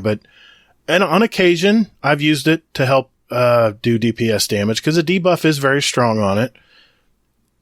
But I'm like, listen, this is like any other weapon in the game. If Bungie put it in the game, then we should be able to use it. And if the DPS is too much or the debuff is too strong, then it's up to Bungie to adjust for that.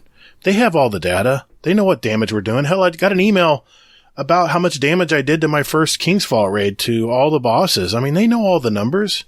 So I'm fine with it. I don't think it needs to be touched, but if it's that crazy strong, then Bungie will make adjustments to it. But I don't think we need to force Bungie to do it.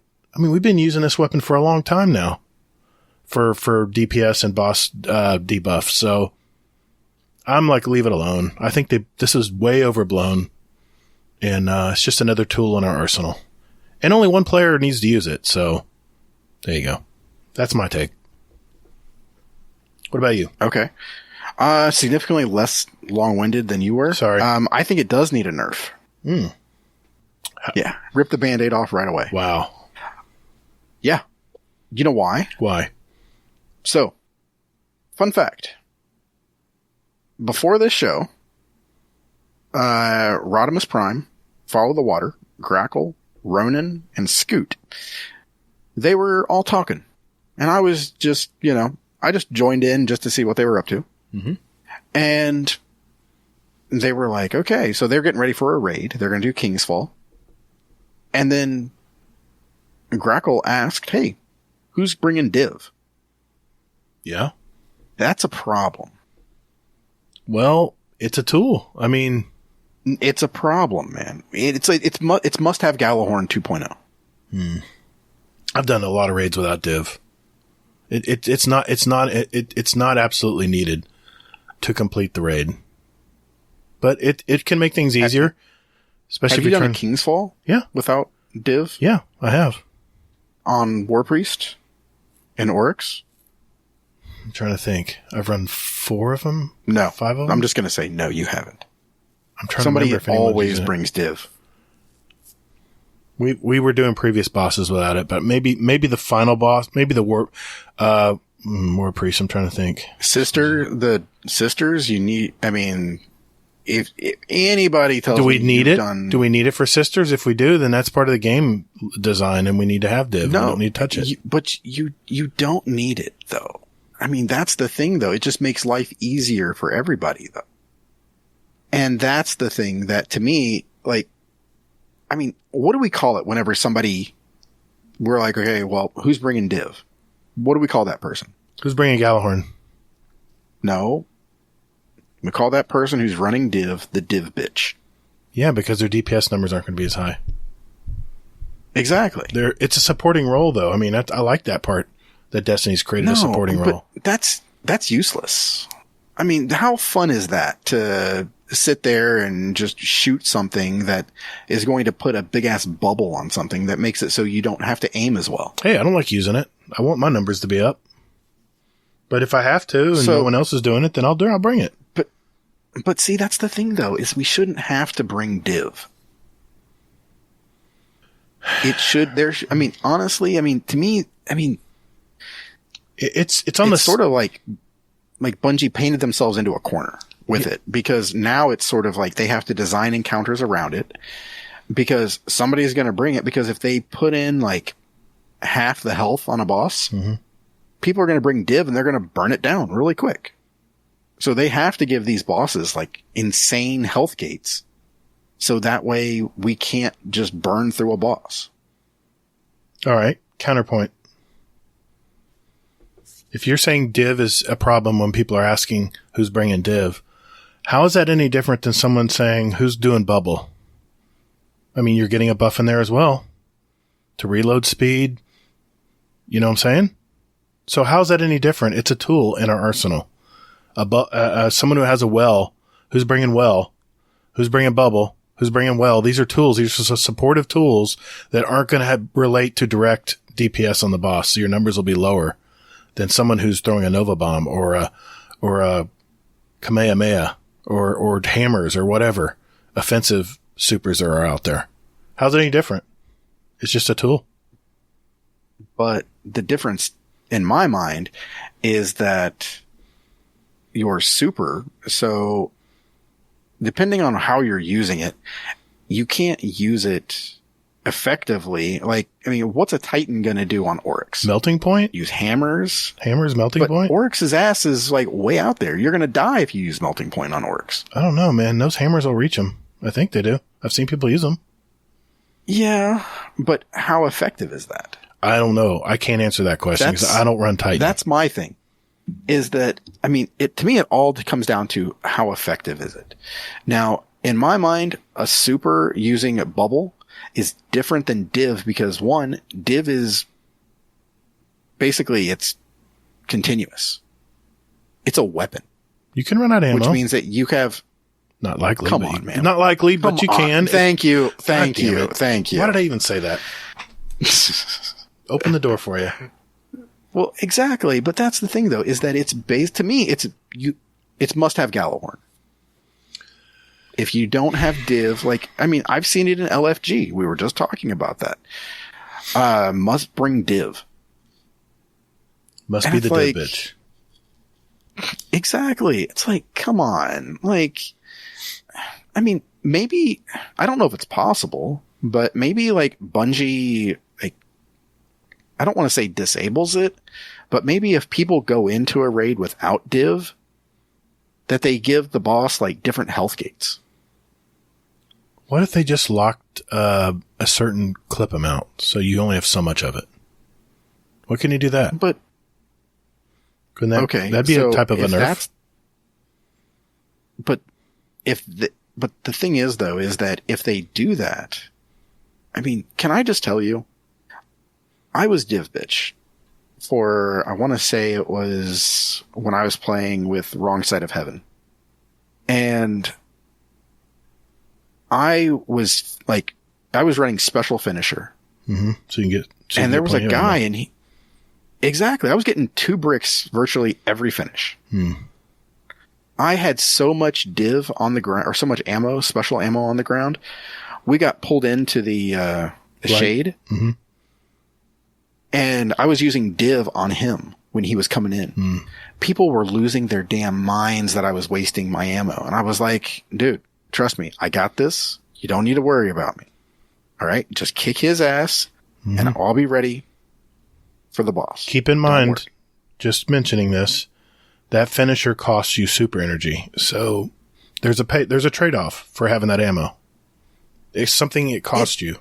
It was like 1/10 of my special. Yes, but it did cost you something. It did cost you super. It does. But which is more beneficial? I'll agree. Or div? No, the div's more important. Hands down. The extra ammo is important. And that's the thing. That's it. Your choice of words is perfect for me. You said that div is more important. Asshat. Oh, So, I mean, the other thing that I would say would be maybe they give us other options instead of div. Okay. You know, give us another type of debuff that we can do instead of div. So that way they can maybe phase out div a little bit. So that way we can go ahead and do, like, everybody can contribute to the DPS, not just 5 people out of 6. Now, isn't there some debuff fragments in some of our Void, Solar, and Arc 3.0s? Aren't there debuffs, or am I missing something here? There are. I mean, yeah, there are, like, Void grenades, weaken targets, but they're things just like they're that. limited time, I guess. Right. And also the other thing too is that it's not as powerful. Come on, you get div. Yeah, it's the most. I mean, if you figure, if you're running like scavenger and finders and stuff like that, and then you put on. Plus you're creating a giant crit. Well, exactly. And I'll be honest, whenever I use div, I have a chest piece that has double trace rifle reserves that I throw on. Get the flag, and then I change off of it. Okay. So that way I'm getting it's like crazy amounts of ammo. And that mixed with, special finisher, it's like I don't have any issues at all when it comes to div. Okay. I guess it just doesn't, it's not so much of a big deal for me, but okay. I mean, that's why we have discussions, right? Because we don't always see it eye to eye on stuff. Yeah. And I'm sure that I'm going to get roasted. But well, I'm sure a lot of new people just learned to have a double scavenger mods on their chest piece. So double reserves. Yeah. Double reserves. We're helping people on both sides of the equation here. Yeah, exactly. I mean, hey, it's multifaceted. I honestly do not think Bungie is going to touch Div. I don't think they're going to touch it. This is going to settle down. No one's going to complain anymore. It's just a little ripple in the Twitter-sphere, and we'll move on with life. I'd like to see maybe a smaller Div bubble. There's compromises, but it just doesn't mean much to me. There's other things to worry about. I guess to a degree, I hope they don't nerf it, because the amount of hate that Salt Agrippa would get would be unreal. Oh, that's true. Didn't think of that. So I guess I hope they don't do it, but I don't know. I just get sick of having one person have to be the div bitch where that their numbers are going to be shitty. Yeah. Everybody should contribute, and to me, I don't think being div bitch is contributing. Yeah. Boom. Sorry, my throat's itching. I got inhaled a piece of dust or something. Ah. Yeah. All right. The heat from the spicy take. Oh my God. Yes. That must have been it. Oh shit. All right. Anything else, Hazel? Any other points you want to make? No, I think that's it. Man, we got some great speak pipes tonight from some new folks, so I can't wait to hear these. Hang in there, everyone. We'll be right back.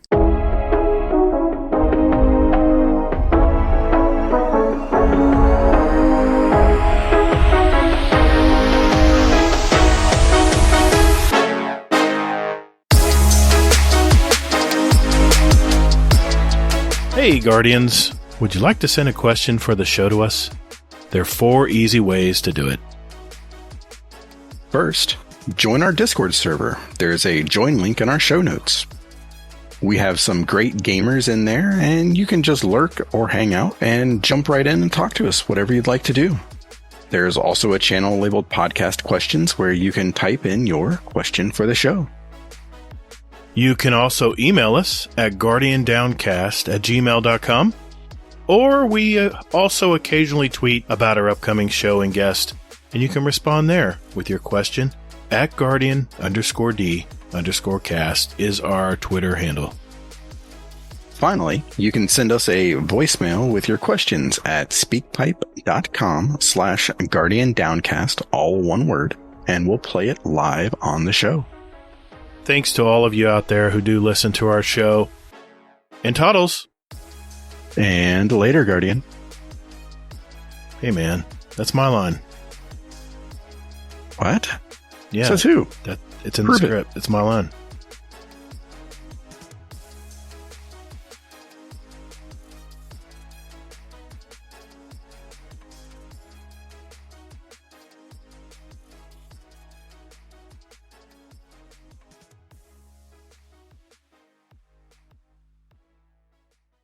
All right, boys and girls, it's that time of our show. This is where we get our questions from our community.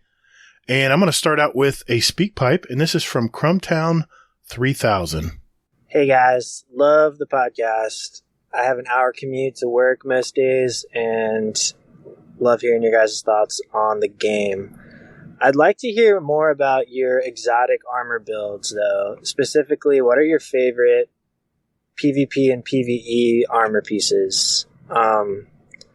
Gatr, I don't know if you can call yourself a Voidlock and not be running 10 Discipline with Controverse Hold. That's my hot take.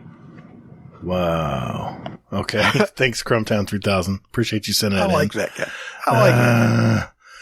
All right, I'll answer his question. He has a point. No, he does. He has a point. And I'm going to answer that question. But what do you think? We'll go to you first. What are your exotic builds for PvE and PvP? I mean, so you're having to play on Warlock, right? Yeah. Well, hold on. Let me get my popcorn. So here's the fun thing. Mm-hmm. Okay. Is that with this unkillable unkillable Warlock build, mm-hmm. as it stands right now, I don't have any exotic pieces on. Figured that. So I started tinkering with it. Not during the course of this show. Certainly not. I tinkered around with transversive steps. So basically I can run, and sprinting reloads my current weapon. Mm-hmm. So I'm figuring, I'm running around, I'm with my Callus mini tool, and it's, reloading my weapon there. But I don't know, it was fun, sure, but I was still burning through ammo quicker than anything. So I was like, okay, well, what else can I run? So with it, I don't really like well. So I switched to, what is it? Dawnblade? Yeah, Daybreak. And then I wanted to have some fun. So I put on Claws of the Ahamkara. Okay. Double melees. Double melee, yep. And I got a pretty decent roll on them. So I basically will spec into melee or strength. And then I'm running around smacking people. Well, that coupled with, 1-2 punch. So that way, what 1-2 punch is for the arc, bond, or class item. And you use a finisher, you get your melee back. So you figure that coupled with double melee and outreach, by the way. So that way, whenever I put down my rift, I end up getting more melee. Mm-hmm. And it's basically just like a neat little thing where I'm just running around smacking the shit out of everything. Just like, here, you get a celestial fire. You get a celestial fire. You get a finish.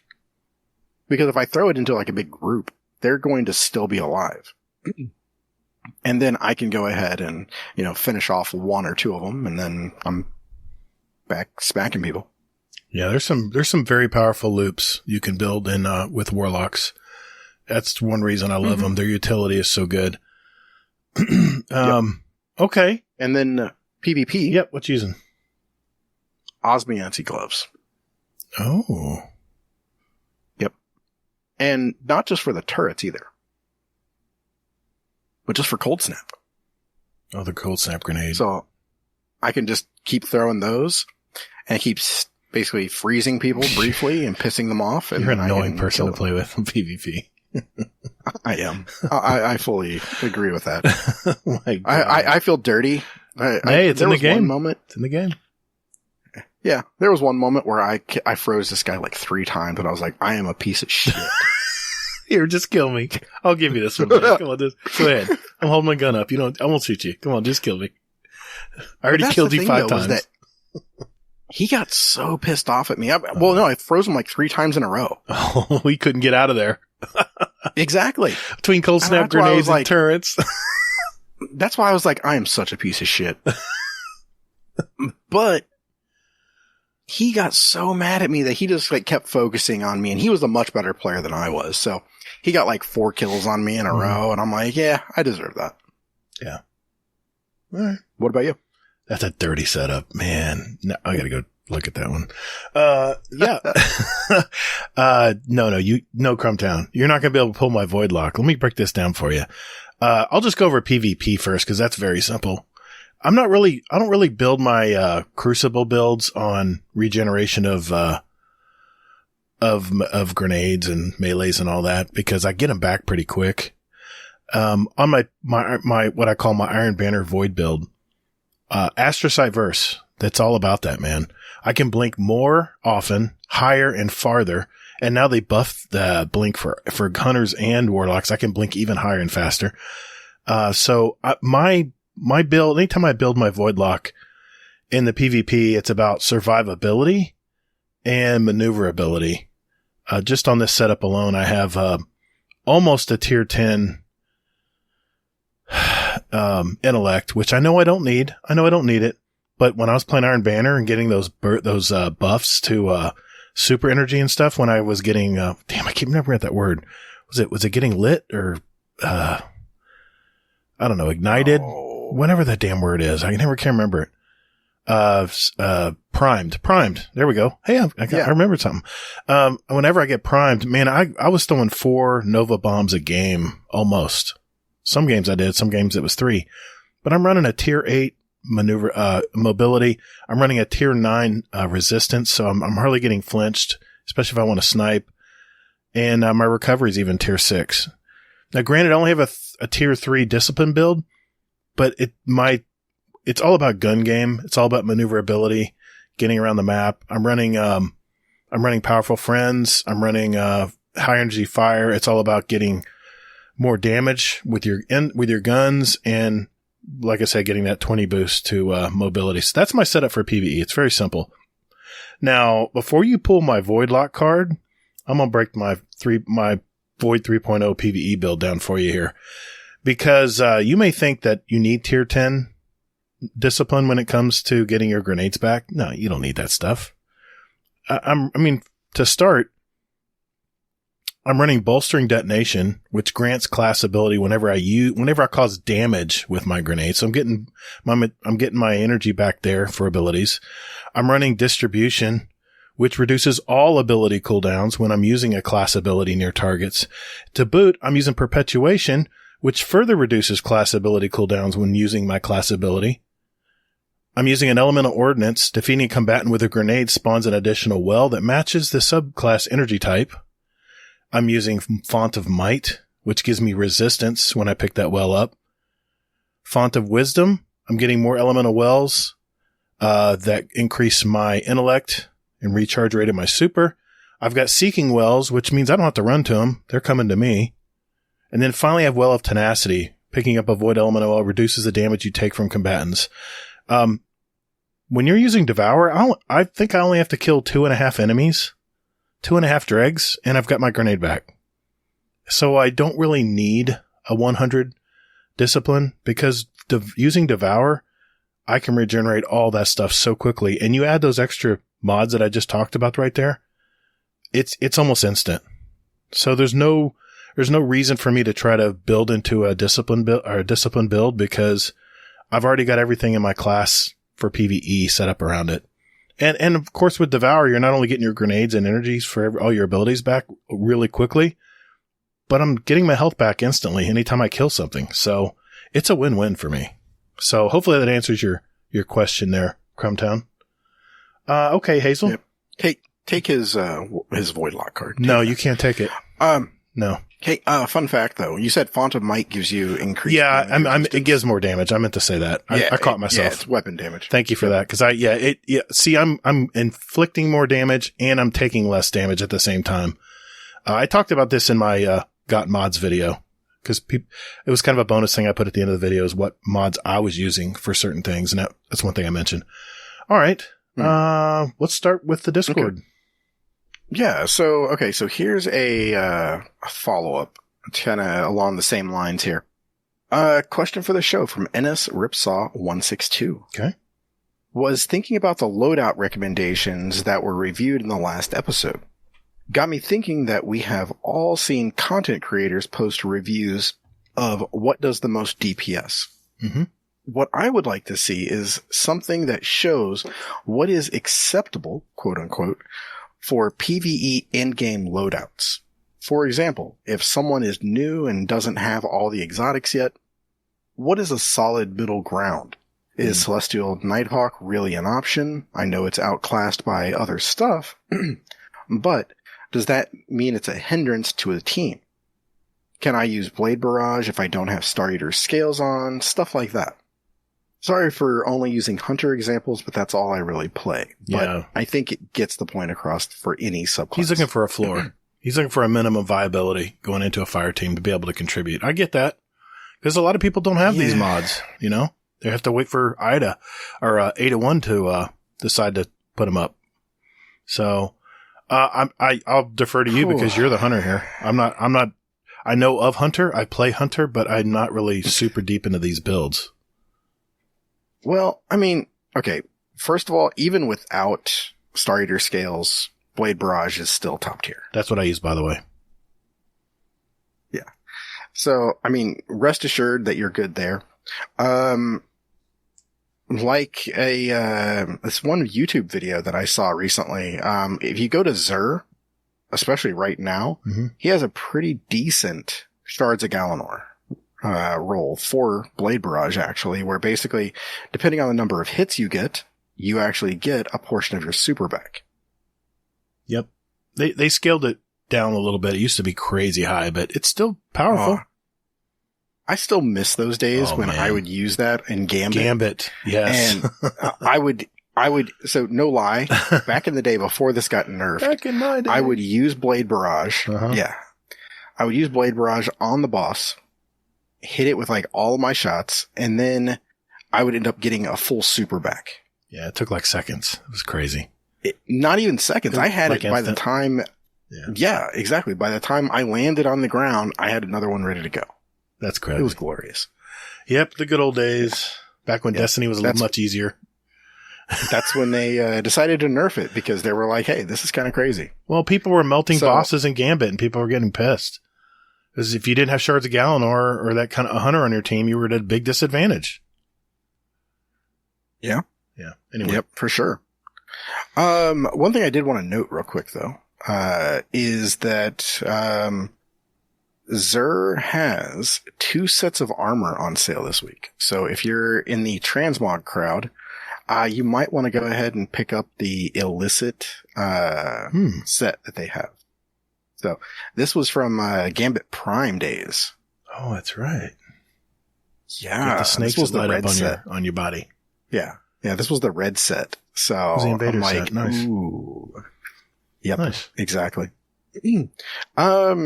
So, I mean, a floor for in-game content. Oof. I would say, just throw my 2 cents, a really good linear fusion rifle will go a long way for DPS. And you got several options. The Taipan? Yes, even that one That's you can get very easily right now. Yeah, that's the new flavor of the month, actually, Mm-hmm. right and there. It's arc. Yeah. I mean, oof. So, okay. So Rodimus started some shit, a couple weeks ago. No way. Oh, my heart. I can't take it. Who'da thunk it? So, yeah, so he started some shit a couple weeks ago. And he was saying that basically that you need a lot of stuff in order to do a GM. Well, 3 people went into the GM. It was Mo, GoHawks, and Soccer. Granted, I'm going to say probably, if I'm a 5%er, these guys are probably like 2%ers. Mm-hmm. And they only went in with basically the mods for it and no exotics on armor or, weapons. So they just went in with the champion mods and they did it. Nice. It was like 36 minutes and it was the craziest thing that I had ever seen where I'm like, oh my God, this is insane. But they did it and, you know, it is possible just to do it with the mods. The champion mods. Right. But that being said, don't do it. Why make it hard on yourself? Those guys Exactly. those guys are 1%ers, so I mean, they had the knowledge of knowing how to get away from the bosses and stuff. Exactly they were right. players. They have the experience for it. Not to rekindle this argument Right. and all that good jazz, but so basically, I mean, there isn't really a floor that I would say because the floor is different for everyone. Mm-hmm. It's going to be different because you may have a weapon that nobody else does. I would say pretty much for in-game stuff, I include raids with that. I mean, Master is part of it, but Master is like way beyond in-game, I would say.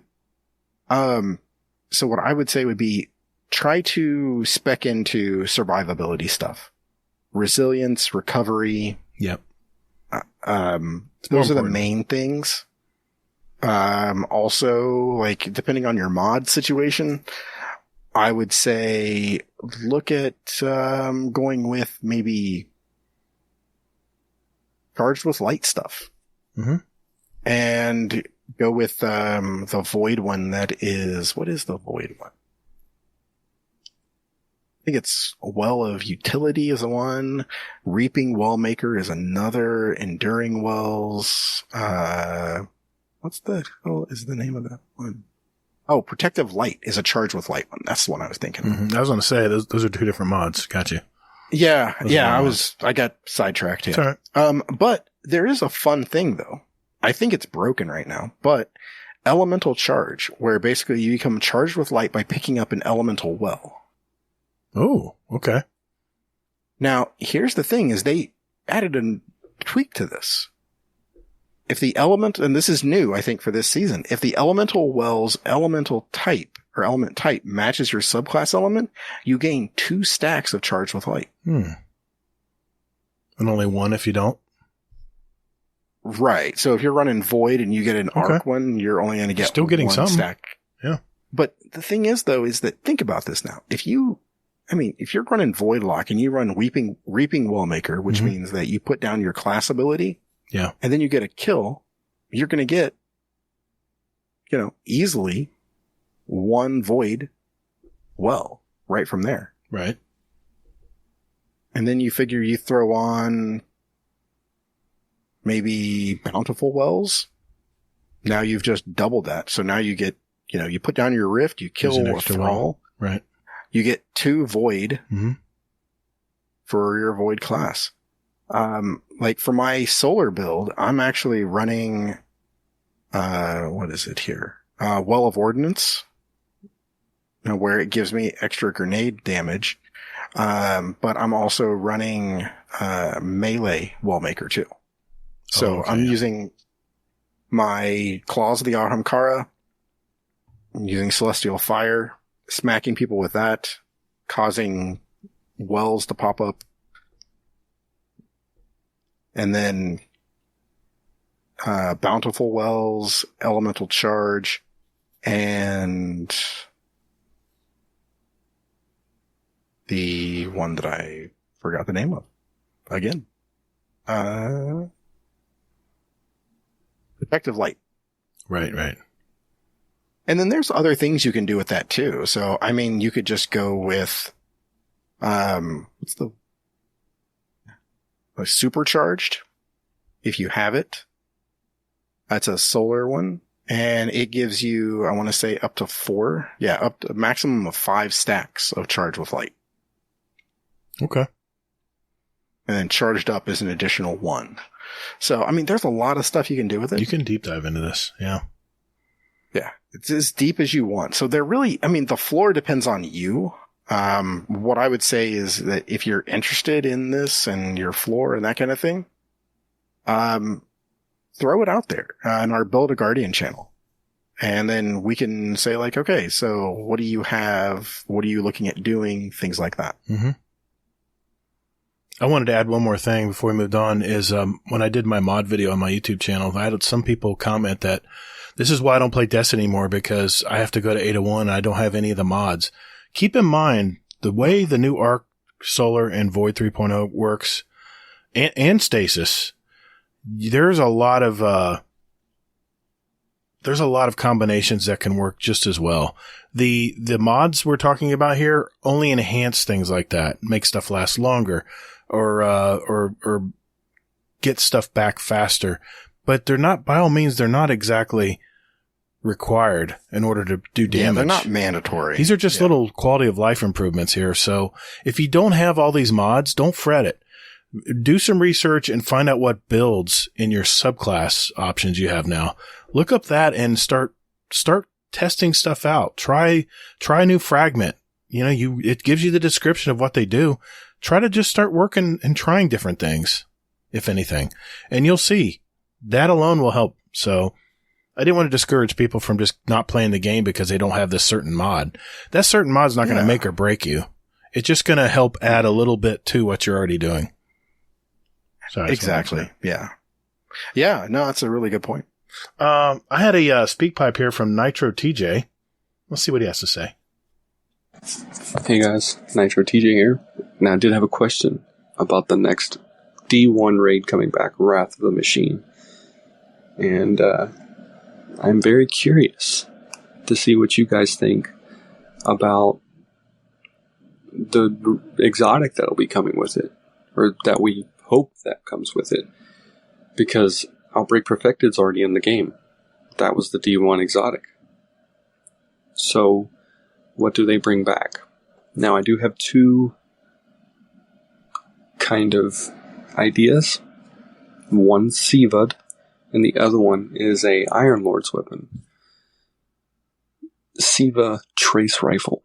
We don't have a lot of trace rifles, and it would be a very interesting concept, because I feel like it'd kind of do the same thing as Outbreak Perfected, but maybe slightly different. Maybe instead of attacking them, it just adds a debuff to them that we could pair with an Outbreak Perfected, and it would do multiple damages, like different type, maybe like a div, but only for Outbreak Perfected, if that makes sense. And then the Iron Lord's weapon, maybe the Iron Lord's axe that we actually got to use in D1 Rise of Iron. And I think it was like the scythe from the last season that we just had. But it would be the Iron Lord's axe and the actual exotic. Because we have tons of swords, but I'd love to see Bungie expand upon that and maybe make an axe. That'd be kind of cool. But just out of curiosity, what do y'all guys have? Any ideas? All right. Thanks, Nitro TJ. Appreciate it. Yeah, thanks. What do you think, Hazel? I don't know if I'm going to make a bet on this, but I'm thinking what they'll do is they'll bring back Necrochasm. Oh, that would be fun. Even though it's a hive weapon. I'm saying it's going to be Crota. Oh, I see what you're saying. Gotcha. Huh. Okay. Sorry, TJ. Want to put a wager on that? Not right fucking now. Come on, Warlock. Yeah, what do you got to do? Make me play Warlock again? Yeah, shoot. I can't do anything else, can I? I can't make it worse. Make me do bounties? Damn, let me think here. I mean, the thing about Bungie is they've got a really creative team.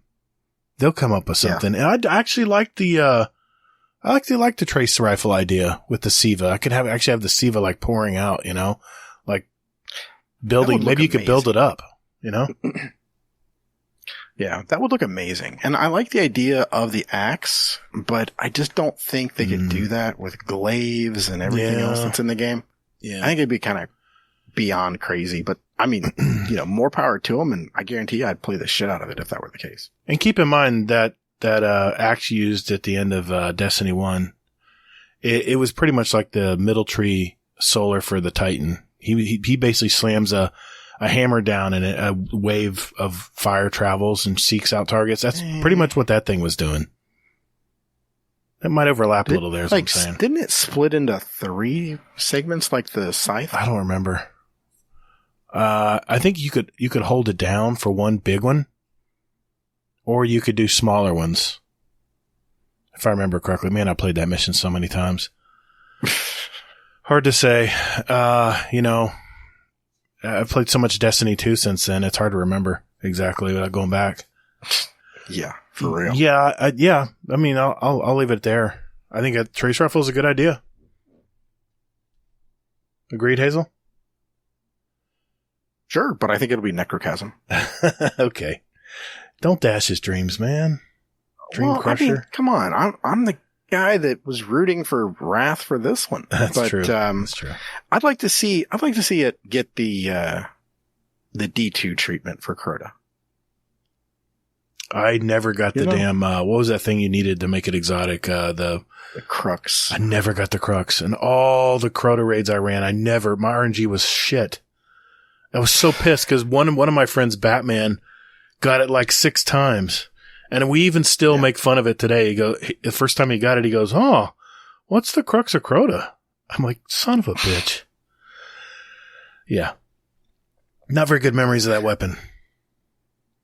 So, yeah, I bet. Especially when you spend all that time to rank it up. made it into the Eidolon Alley, and you still couldn't make it into the mic. Oh God, I'm so pissed. Anyway, Eidolon Alley was awesome. It was good. The legendary version was fun. Yeah, it was still fun, but anyway. Okay. Let me go one more speak pipe here. This is from Moose. Welcome, Moose. I think I just saw him in the Discord. Yeah. All right, here we go. See what Moose has to say. Howdy, y'all. It's your favorite cold weather cowboy, Moose. So I've got a question for you in terms of exotic weapons. Do you think there should be more unique RPM exotic weapons like Ariana's Vow with the 90 RPM hand cannon? Or something like the Vigilance Wing with the 50 or the 5-round pulse burst? Sorry if you can hear stuff in the background. Walking from class, and they're currently doing construction on the engineering building. Also, do you think there should be more exotic armors that alter how your super works? Such as, say, like Titan arms that change Burning Maul into a giant flame tornado, kind of like how Celestial Nighthawk changes Golden Gun to a single super shot. Thank y'all. Have a good one, and deuces. That's a good question. Yeah. Oof. It's a lot. It's a lot of questions there. It's actually 2 questions. So, well, I mean, first and foremost, I think we can all pretty much agree that we need more like super stuff in our life, you know, Sure. like Celestial Nighthawk for all the classes. Mhm. I mean, yeah, to me, that's just a given. I mean, I absolutely, love the idea of the tornado and that kind of thing. I'm like, oh man, that's what I want to know. That could be like question of the month type stuff. that might be. Good idea. Because think about that, man. What would you do to change one super into something like more powerful? You mean like make the Slova bomb into a Shatter 3-way Nova bomb? Oh, for There fuck's we sake. go. There we go. Come on, bring it, Bungie. Let's go. Bring back Shatter. I miss Shatter. Yeah, but you can't use Astrocyte with that. Yeah, I can. Well, it depends what the exotic does. You can't use 2 exotic pieces. No, I know, but I use Astrocyte in PvP. I don't use it in PvE, so you wouldn't use Shatter in PvP. Well, yeah. It's not as important. Ooh. Super. I mean, that'd be cool, but you only have limited range with Shatter too. So I don't know. I'd rather throw a big Slova at a control point and watch everybody scatter like rats while I go take the point. Yeah. I mean, yeah, I like that. Yeah. So what do you think about the other part of his question there about weapon RPMs and how they fire, things like that? But I'm not a big Ariana's Vow user, mainly because I hate hand cannons. But, it's kind of like a sniper rifle, really, if you think about it. I've used it. I've tried it out. It's just a little slow for me. What was the other weapon he mentioned? The Vigilance Wing? No, I love the Vigilance Wing. I love hybrid weapons like that, especially if it's a pulse rifle. So I'm more on board with something like that. Do you remember that one auto rifle that you got from the Titan mission on Destiny 1 where when you were behind a barrier, it fired like ultra fast, but then if you didn't have a barrier, when you weren't behind cover, it would just fire regularly. An auto rifle like that. I'm trying to remember the name of it. I don't have it. Fabian Strategy. I love that rifle, man. That was one that changed. Looked amazing. It did. It was a very fun weapon to use too. And I'm not a big Titan fan, but you can only use on Titan. But it is, that's the one time I played Titan and did the mission because I wanted that Fabian Strategy.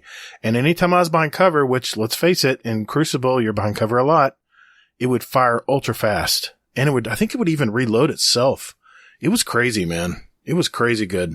That's a good example. I hated that gun. I loved it, man. I hated that gun. It wasn't so much. It was an auto rifle, so you had to put a lot of a lot of bullets into the target. A lot of shots. Yeah. But it was just fun. It was just a fun weapon to use. It felt good. It was ass. What do you think? Now, I mean, I'm all for it. I mean, and that's the thing is that Bungie is just completely like wide open with what they can do. That's just it. And I mean, and they've proven time and time again that, that they can do that. Mm-hmm. Now, Gatr, do you remember the Laylock? That was one of my favorite scout rifles. I have tons of videos using it because I would use the Radiance Super where you could, respawn. Revive yourself. And I would never use it in PvP because, let's face it, everyone knows when you're reviving, they'd sit there and wait for you and shoot you in the head as soon as you revive. So I said, fine, I'll just use the Laylock and have ultra fast speed and accuracy. And I love that weapon. Please, Bungie, bring that one back. If you're going to bring anything back from Destiny 1, that's one I definitely want back. Scouts need a little love right now, too. Yeah, they, what Bungie did, for anybody who doesn't know, is that in D1, they basically gave, it was during Rise of Iron, I believe, and they gave each class their own unique exotic weapon. Right. I think it was the first curse for hunters. Wasn't it Fabian for Titan and Talayla? Yeah, Fabian for Warlock. Yep, exactly. Good times. I think it was the first curse. That sounds right. Yeah, it was an exotic. Yeah, I think it was. Man, that was a pain to do that one, too, because I hated hand cannons, but you had to get multiple headshots in the Crucible. That was tough to do with a hand cannon. Yeah, but you know what? By God, I fucking did it. I got it, too. Finally, then I put it in the vault. Yeah, exactly. Yeah, good question. Right. Great question. Thank you. Thank you for that, Moose. All right, Hazel. Yeah, exactly. Yep. Here's hoping Bungie listens and they end up using like those ideas. Absolutely. Yeah. All right, Hazel, I'm looking at the clock here. What else we got?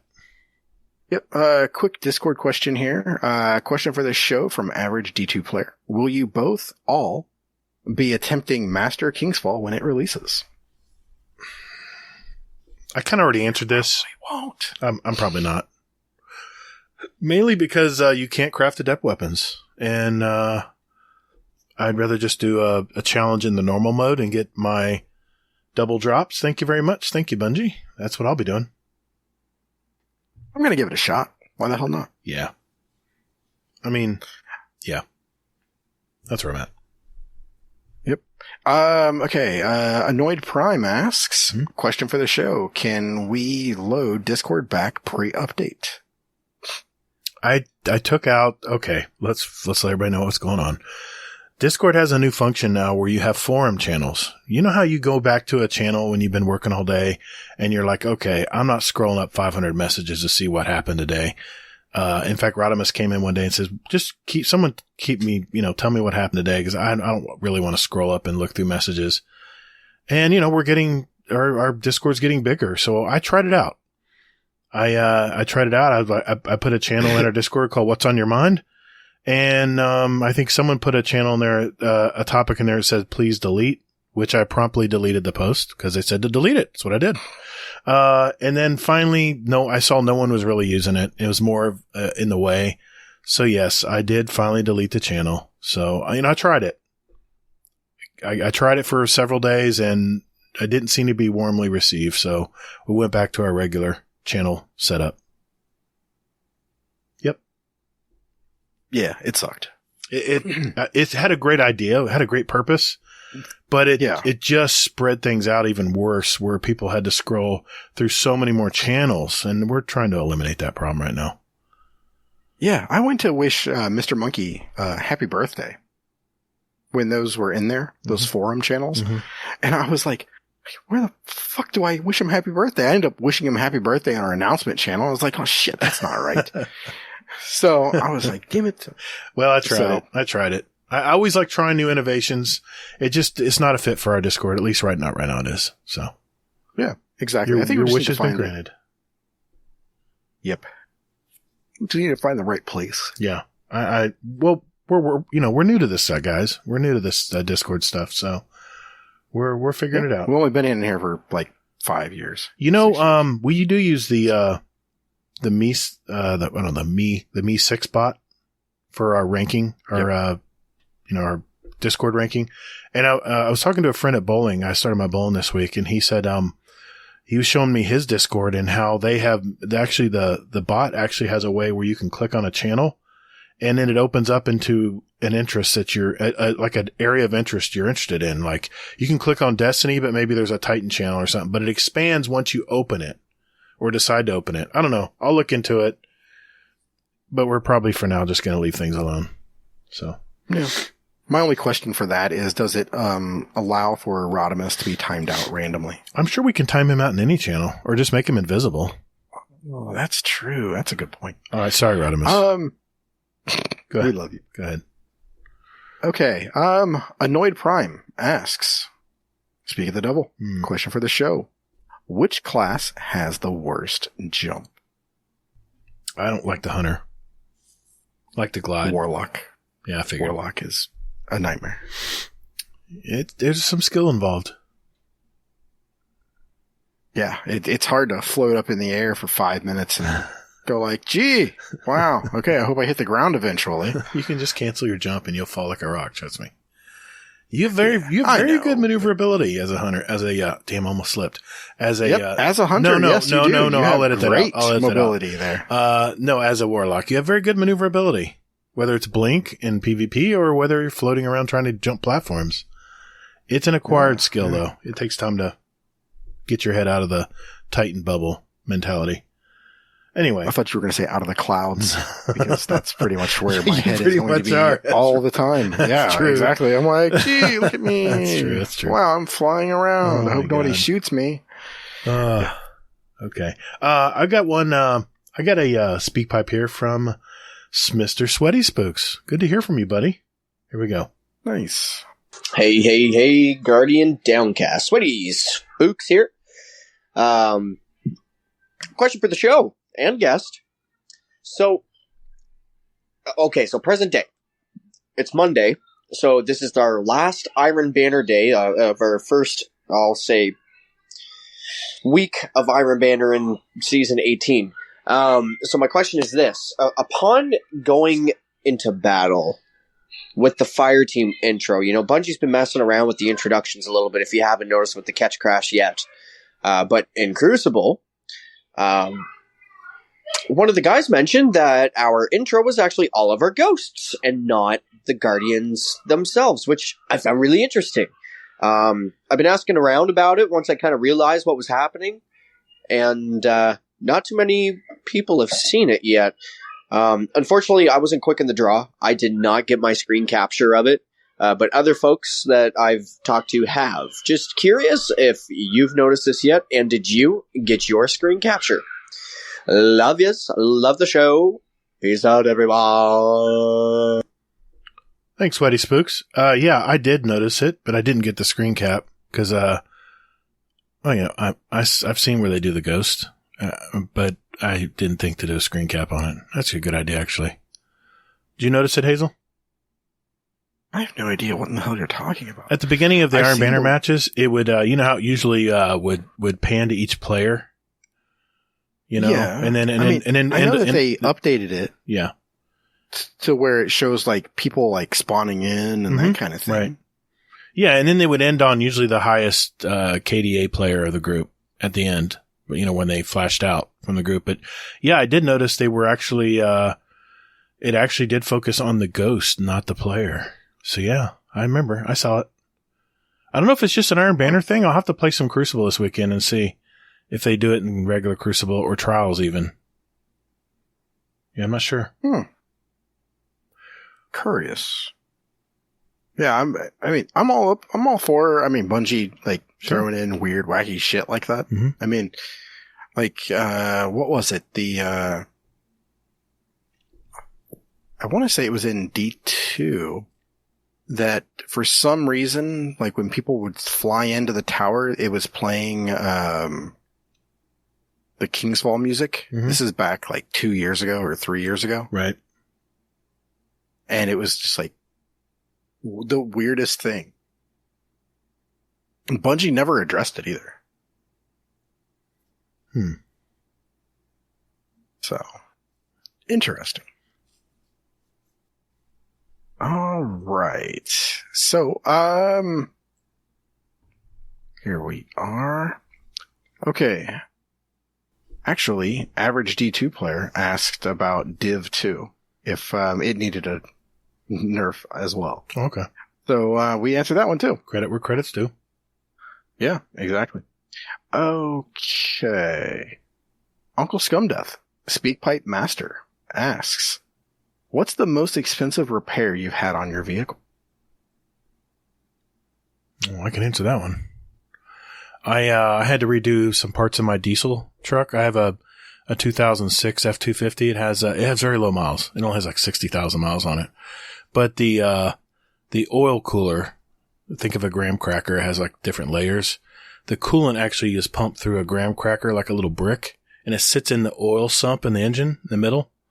And it was defective. It broke, and the coolant was mixing with the oil. So when I look at my coolant tank, it was black, not coolant. So I, instead of replacing the stock one, I actually bought a bypass unit that puts the cooler on the outside. It's called Bulletproof Diesel. They're based out of Arizona. Make fantastic products, by the way. But I had some other things, other modifications done to it too. It was about $5,800 to do that. That's been my most expensive repair. But you know what though? I'll get another 5 or 6 years out of that truck. So it was worth the money. And it makes money for me, so. What about you? Holy shit. Mm-hmm. Well, it's never a good thing when you take it in. So, there's when I was growing up, there was a garage that my dad always took the cars to. Right. And, I had my first job, so I was a security guard and everything else. I thought I was the shit because I had a job that paid me decent. And, it's never a good thing when, basically everything that I do in this life, I have learned basically through what not to do. And it's never a good thing when the guy working on your car goes, hey, so you have two choices. We can either fix it for pretty much what it's worth, or you can buy a new car. And just leave this one here and we'll scrap it for you, right? Yeah. Exactly. So yeah, that was when I learned, basically that you need to give a car an oil change and you need to do a tune-up every now and then. Mm-hmm. Yeah. Oil change, big time important. If there's one thing you do, oil change. Yeah. Every 5,000. Who knew? Yeah. Yeah. The damnedest thing, you know? That also told me a lot about like what my dad never told me about cars. So yeah. Don't feel bad. I've taught both my kids and they still come to me. Dad, I need to check the oil. We'll check the oil then. Oh shit. See, yeah, I know how to do that. I can change a tire. Yeah. I taught them all that. I took the time on a weekend and taught them how to do it because I know that if they got stranded somewhere, they would at least know the ins and outs basics of the vehicle and not get taken advantage of too. So, yeah, they weren't listening. So don't feel bad, man.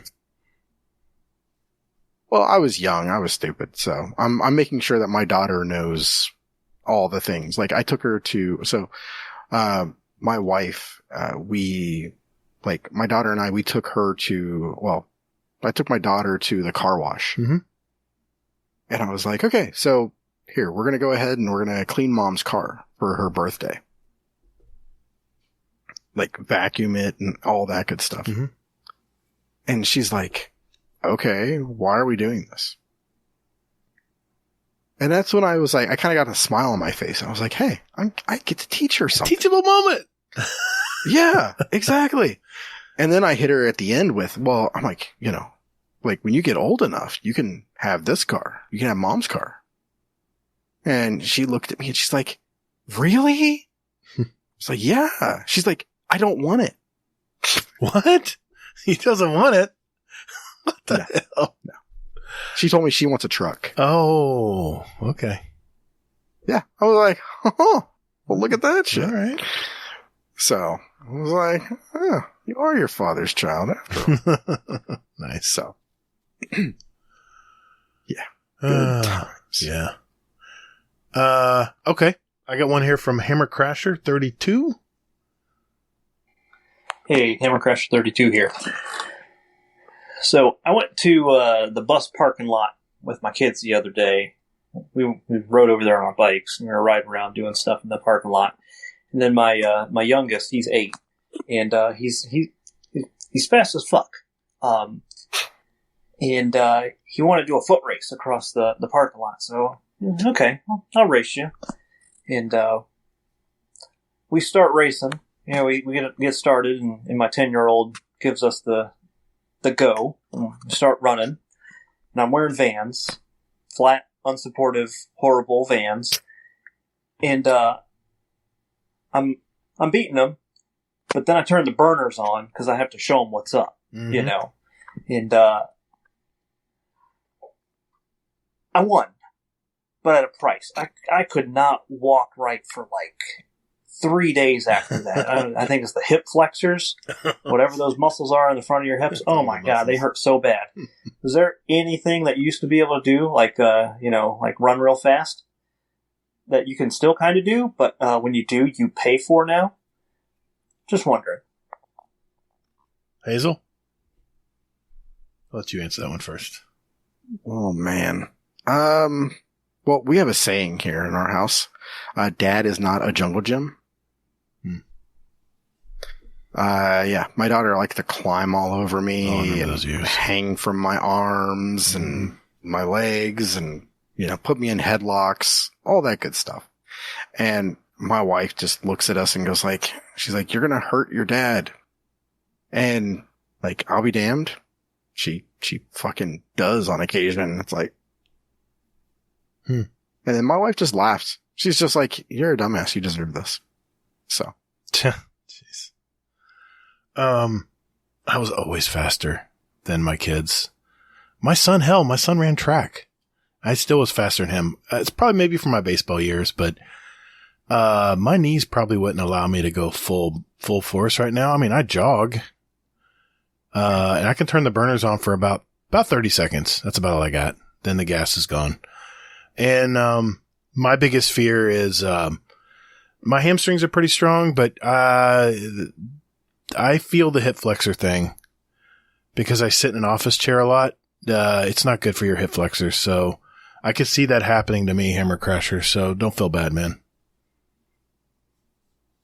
Yeah. But no, I never let my kids win. No, you don't. That's life. You have to figure. My dad was always faster. My dad was always faster. He always beat me at chess, and he was always faster than me when I tried to run. And I mean, he's 77 now, so I'm sure I cannot run him now, but my dad was fast, man. I hope so. My dad ran in track too. But, yeah, it was something to strive for. He was my Superman, or he is my Superman. So, yeah. No, don't let up. Yeah, of don't course. Don't let off the gas. No. Come on. Who would do that? That's a teachable moment. There you go. Okay, Hazel. Yeah. What else we got in the Discord? Dear God. Let up. Come on. No. Yeah. Hey, No. you're going to hurt. I mean, that's good. You need to work those muscles anyway. Yeah, exactly. My wife, she's only competitive against me. But if it comes to ads, she's just like, whatever, just, Yeah. She's a mom. oh, I lost. Oh, darn. Mm-hmm. Me, I'm like, fighting her tooth and nail. Like, you're not going to fucking beat me, kid. So. Fish her down. Yeah. Yeah. Just trip her. Like, oh, hey, watch out for that. That's how life works. You got to get back up. Yep. Yeah. All right. Quick question here, from Sage of Databayo. Iced coffee or hot? Always hot. I'm not a fan. I mean, I've drank it before if it's pre-made, but I'm not going to brew it. No.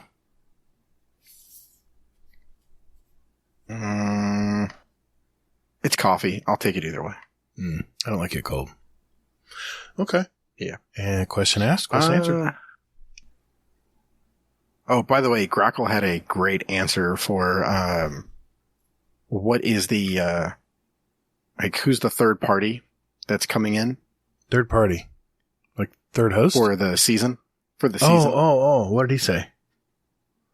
Panics. Oh, God, no.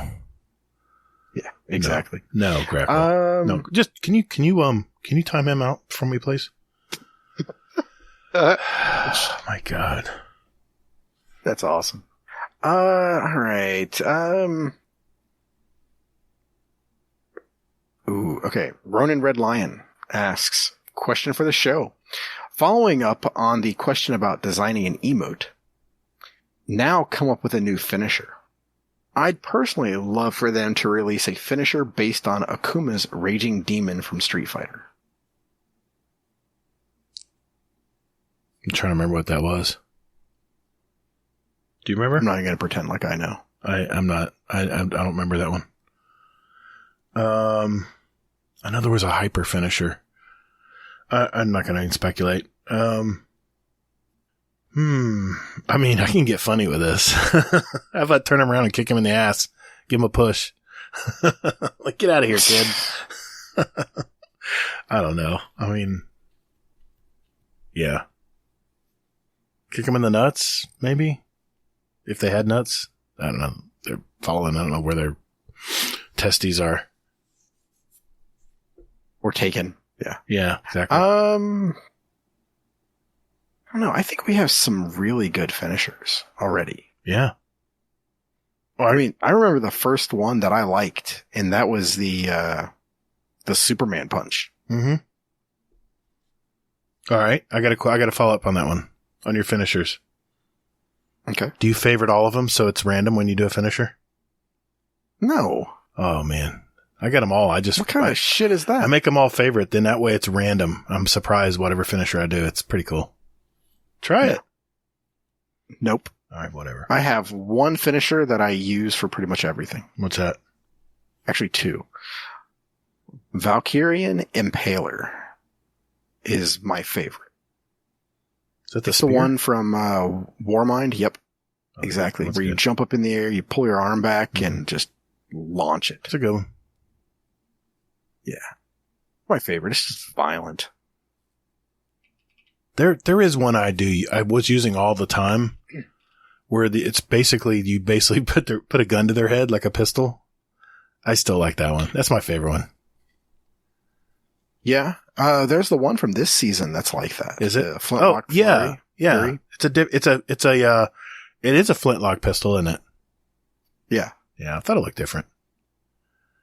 Yeah. I got that one too. Yeah.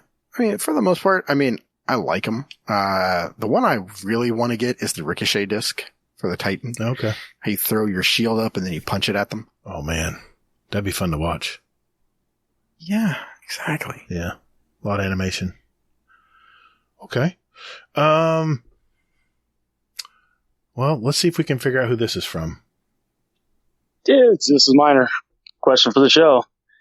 Do you think, with the Patreon members and everything else going on, you guys should change your saying from amateur bullshit to semi-professional bullshit? Let me know what you guys think. Have a good one. Later. What do you think, Hazel? We semi-professional yet? I don't know if we've gotten that far. No, we're not. We're still pretty amateur. Yeah. Yeah. Sorry, Minor. Yeah. Sorry to disappoint you, man. Yeah. Yeah. No. We've just conned people into doing the Patreon. Yeah. We love you though. Yeah. I've got plenty of speak pipes, but I want to make sure you get through your questions. We got like a shit ton of questions, I know. dude. I'm actually hitting the pinned up question Good. now just because. Don't tell anybody sorta... that, man. I'll have to edit that out. Oh shit! Damn it. All right. Okay. All right. Queenslayer. Mm-hmm. Welcome. Girlfriend of Fat Bloonskis. Fat Bloonsky. Oh, by the way, they're going to be at Halloween Horror Nights in October in Orlando. Yeah. I might be there to meet up with them. We'll see. I usually do. I usually meet up. I go with my daughter. Usually, it's kind of a yearly event. If her boyfriend bails, I'll definitely see if I can make that happen. Dude, I don't understand how you're going to be going to that shit. Oh, I love that stuff, man. Oh, if you're not into spiders, don't go. Don't go, man.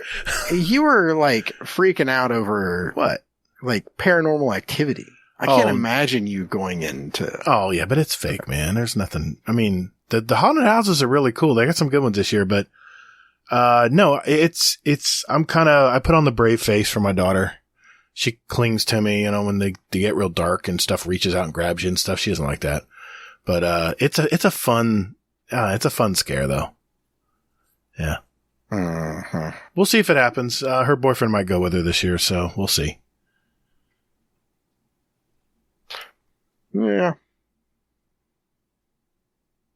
Yeah, there's definitely spiders there. It's not good. I'm out. That's funny. I mentioned spiders. My wife sent me a picture today. They have like a box they keep all the flagpole rope in for her school. And she goes, "What are these, eggs? What are these eggs from?" And I said, "Honey, those are black widow eggs." She goes, "No way." I said, "How many people have reached in and grabbed that rope?" She goes, "Well, no one's been doing it lately. So I have to clean these out." I'm like, yeah, I said, "Well, be careful. Whoever reaches in there is going to be in for a nice painful bite." So, yeah. Speaking of spiders. Okay, yeah, moving the hell on away from that topic. Okay, so Queenslayer goes on to ask, what are your preferred shaders or colors for your armor and weapons? Whoa. Being that it is Childhood Cancer Awareness Month, this is an easy question, an easy answer for me. Right now, actually I like Iron Wolf because it's a silver gold, but because it's Cancer Awareness Month, I'm using actually Callus's Shadow on one setup, and I'm using Callus's Treasured on the other. It's kind of a little more of a bronzy gold.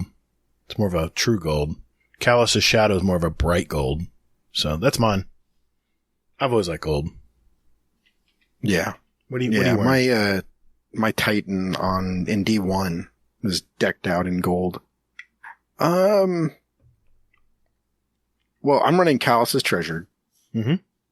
But on my Warlock. But there's one, I'm trying to find it here. It was like surprising to me where I was like, ooh, like that's gold too. It's on my Titan. There is a new shader. It just came out that is pretty gold too from your season pass. Or maybe that's what season pass. I want to say it's Ancient something. I don't have it in front of me here. Does it list all your Ancient Wisdom? Wisdom, that's it. It's a pretty decent gold. That might be it, actually. But yeah, it surprised me. I was like, oh my God, there's gold in there. Mm-hmm. And it's a fair amount of gold too. So. It is. Yeah, so I have that on my Titan. Very nice. And then on my weapons, I pretty much just use like gold or something shiny. Callus's Treasure looks good on a lot of weapons. I use that on a lot of my stuff too. Mainly so I can identify it as they're my ultimate favorite weapons. I usually put them gold. Yeah, I don't know about that. I know. One fun one though, mm-hmm. That I'm like once Childhood Cancer is past, right? I'm going to use the Scarlet Semblance. What color is that? It's basically like a white, and it has like a blood, like a blood splatter all over it. Ooh, okay. Well, we are going into October. Yeah, exactly. So, all right, cool. There you go. Check out that one, y'all. Let's see. All right, we got to do one from Rodimus. So let's it's like Russian roulette here. Which one do I pick? Let's go with this one. Dude, where's my car? Okay, that was a good one. I didn't get shot. Nice. Yeah, there we go. I think that was meant for Minor last week. Sorry. I don't know. I think it might just be, whatever it is. So yeah, it's in the driveway. Yeah, exactly. It's where you left it last. Okay. So I hope you find it. Yeah, man. Hey, quick note. Mm-hmm. I like Volt Shot. That's the new scout rifle, right? From Season of Plunder? Well, it's a perk on it. So, oh. Yeah. Explain to the new people. I mean, I know what it is, of course, but for the layman or the new people out there, what is Volt Shot? It's pretty fucking nasty. Okay, so you get a kill with a weapon with a Volt Shot, and then you reload, and reloading this weapon after defeating a target overcharges this weapon for a short period of time, causing it to jolt on its next hit. Yeah, and that's one of the key phrases this season, jolt. Yep. Now, just so you know, this jolt takes up like half the screen. What?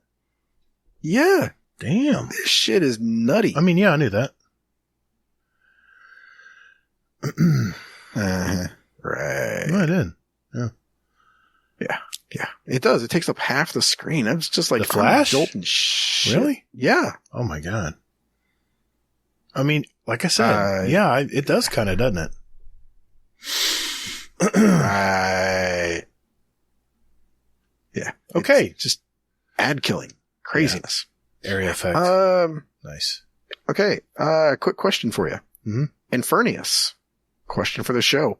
Which pirate do you prefer? A, Captain Jack Sparrow. Hey, it's a sparrow, so you can ride on it too. Oh.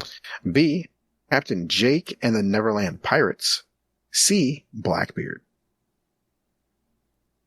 Yeah, I'm going to go old school. I'm going Blackbeard. No, I know those other two, but yeah, Jack Sparrow. Nah, I'm all right. I'm all right. What? Yeah, I'm good. Captain Jack for the win. Okay. Come on. All right. Come on. You know what I'm going to do? I'm going to put that soundbite of you doing an interpretation or doing a version of Captain Jack Sparrow right here. You know what a good idea would be? Bank your moats. There we go. Does that even exist? It does. I have that soundbite. Yes. Oh my God. You'll find out. What's the sound? All right. This is, I need to quit with the sake. This is 1 hour and 6 minutes into community questions if you want to look for it later. All right. Just say 1:05. All right. What do you think? One more each? Yeah. Okay. You want to do it or you want me to finish? I'll finish out with my speak pipe. We'll go one more in the Discord. Okay. Mo must have slept. Yeah, I don't have a speak pipe from Mo. Shut up. Oh, shit. Damn it. Okay, we have a pinned question here. No. Yes, we have a question. We don't know what, no pins. No. Yeah, no. Just ignore me. Here, I'll do it again. Okay, Hazel. One more question out of the Discord. What do we got? Yeah. Completely anonymous question here. Don't look into this. Question from Hammer Crasher 32. Question for the show. Top 5 movies for you right now. Oh my God, really? Mine are Children of Men, Bloodsport, The Blood of Heroes, Shawshank Redemption, and The War. We need to do a movie segment for the end of the year, or maybe first of the year or something. Well, I've already got a list of good things like TV shows that I've been watching and stuff. We'll have top TV maybe and top movies maybe, something like that. Yeah, We'll exactly. do something. Okay. Yeah, that'll be when Bungie takes off the weeks. Right, exactly. Good time for that. Man, hold on. Let me grab my AMC Stubs thing here and it'll tell me what movies I've been watching lately. Because sometimes I don't remember. It's not that they're not good. It's just, well, I did see a movie last week called 3,000 Years of Longing. Oh, yeah. How was that? That was a very sweet movie. It was a very good movie. And I'm not saying sweet like girly sweet, but no, it was a very good movie. It was well written. It had Idris Elba and Tilda Swinton. Really well written. Really, really good movie. In fact, I wish I went and saw it with my parents, but we didn't. But that was one I saw. It was very good. lately, looking through my Where the Crawdads Sing. That was very good. That was a good movie. If we're talking right now, I really like Thor: Love and Thunder, and the Black Phone. That was very good too. Black Phone was awesome. That was a great movie. Super glad to hear that. Yeah, it was a great. I'm going to be Ethan checking Hawke, that out next week. Yeah, Ethan Hawke was fantastic in it. Okay, there's my 5. What do you got? Okay.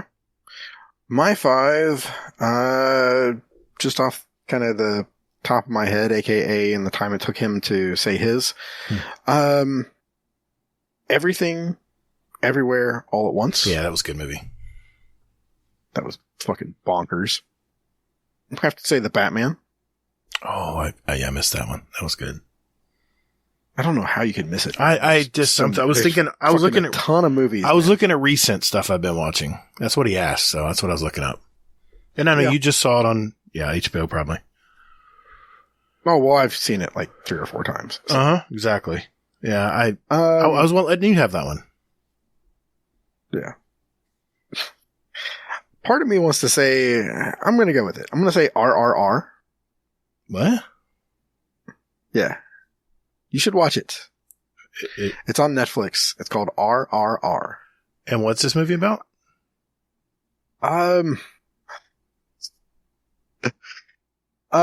It's an action movie. It's not crazy violent and things like that. It's just, basically it's a Hindi movie, so it's subtitled. Oh, okay. But, don't let that dissuade you. No, it's not. They don't talk too much in the movie, actually. It's a lot of action. There's some story to it. Okay. And, it is basically, it's told from basically the perspective of these 2 heroes for Indian culture, if they actually lived at the same time and basically, fought the British together. Oh, okay. So it would be similar to maybe George Washington and Martin Luther King Jr. partnering up and taking on the Ku Klux Klan. Oh, wow. Okay. It's absurd, but it was really fun. And it just kept cranking the knob for craziness up. And by the end, it was like so absurd that you were okay with it. You're just like, you've accepted like, hey. Yeah. Yeah, exactly. You're like, they keep increasing it gradually throughout the entire movie. So RRR.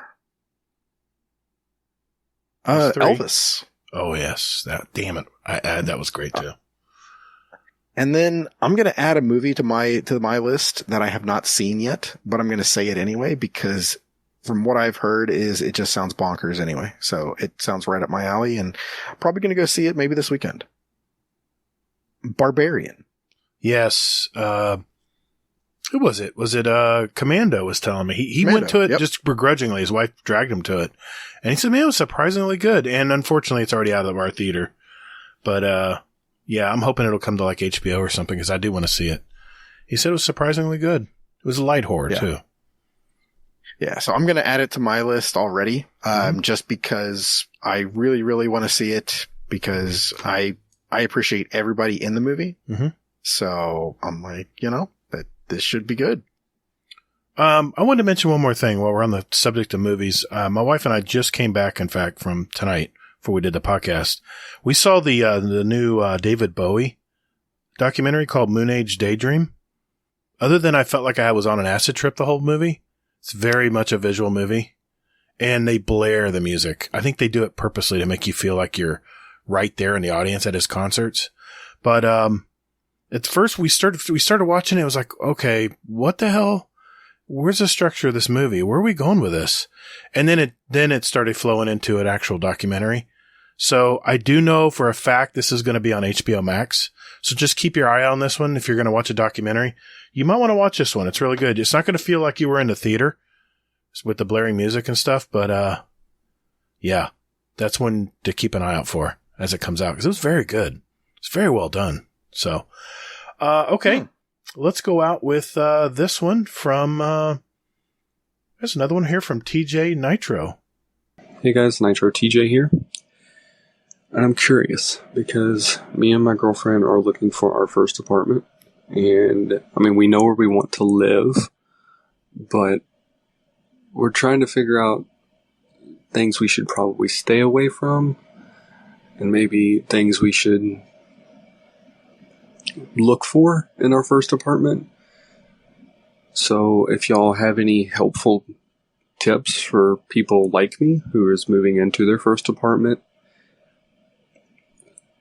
But yeah, I was just curious if y'all had any advice for me. That'd be great. Thanks. I said TJ Nitro. I meant Nitro TJ. Thanks for that question. Have you done much apartment dwelling, Hazel? Yeah. I've only done, I did one for 5 months of my 7-month lease and I was out. I got a house, so I'm probably not qualified here. Yeah. We lived in an apartment for maybe 2 or 3 years when we first got married. Okay. And, there was actually like 3 different apartments that we were looking at because we were just trying to like, save money and that kind of thing. Mm-hmm.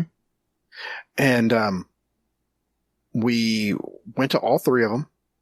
We were like, these are all 3 great and everything else. We went off of price and everything.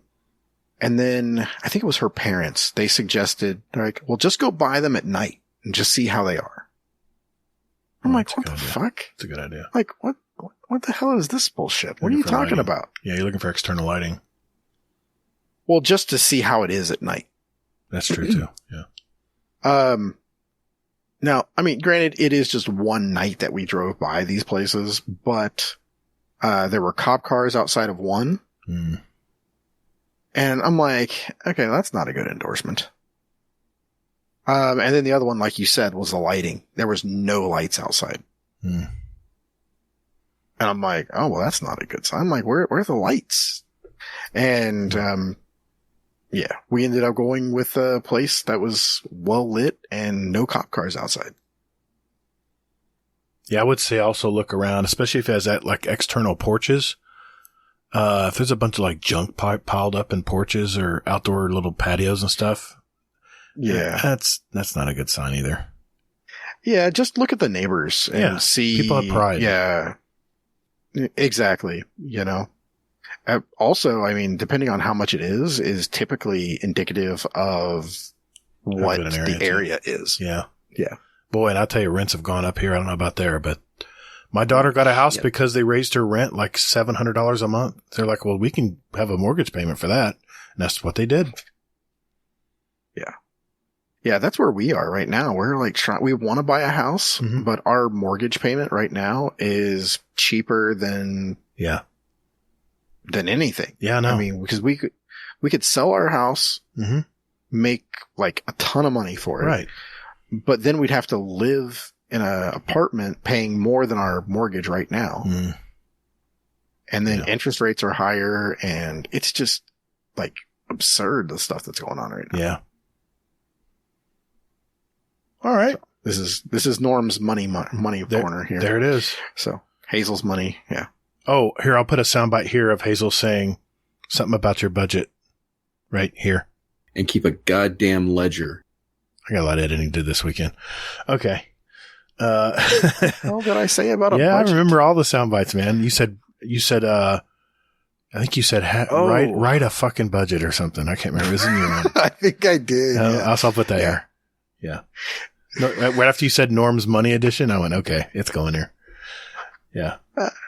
I'll have to make a note of it, make sure I don't forget. So, that's awesome. Hey, everyone. Thanks for your questions. You guys blow us away. I mean, every week. I mean, I know there's several here, like one from Werewolf we got. We just didn't have time to answer it this week. We just ran out of time. And, we'll get to it next week. It will not go anywhere. It'll be right here waiting for you. Yeah. So, I believe we have, is it Hawkslayer next week?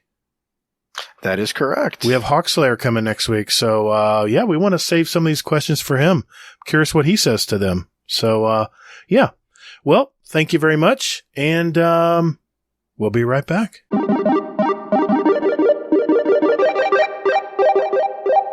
Yo, what up, what up, what up? Native Raider here, and you're listening to Guardian Downcast. Let's get it.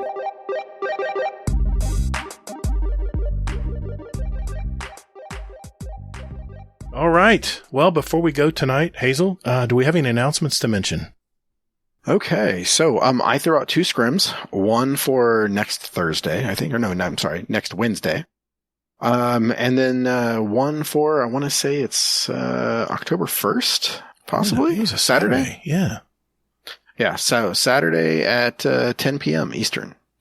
So, and then I'm looking at doing another one, and it'll probably be on maybe like a Sunday afternoon for our UK people. Nice. Yeah. Very cool. Be on the lookout for that. I will throw out a raid, this week sometime. I need to get back in there and do some stuff. So, get some red boxes. Craft some weapons. Exactly. No, I'm serious. Yes. Craft those weapons.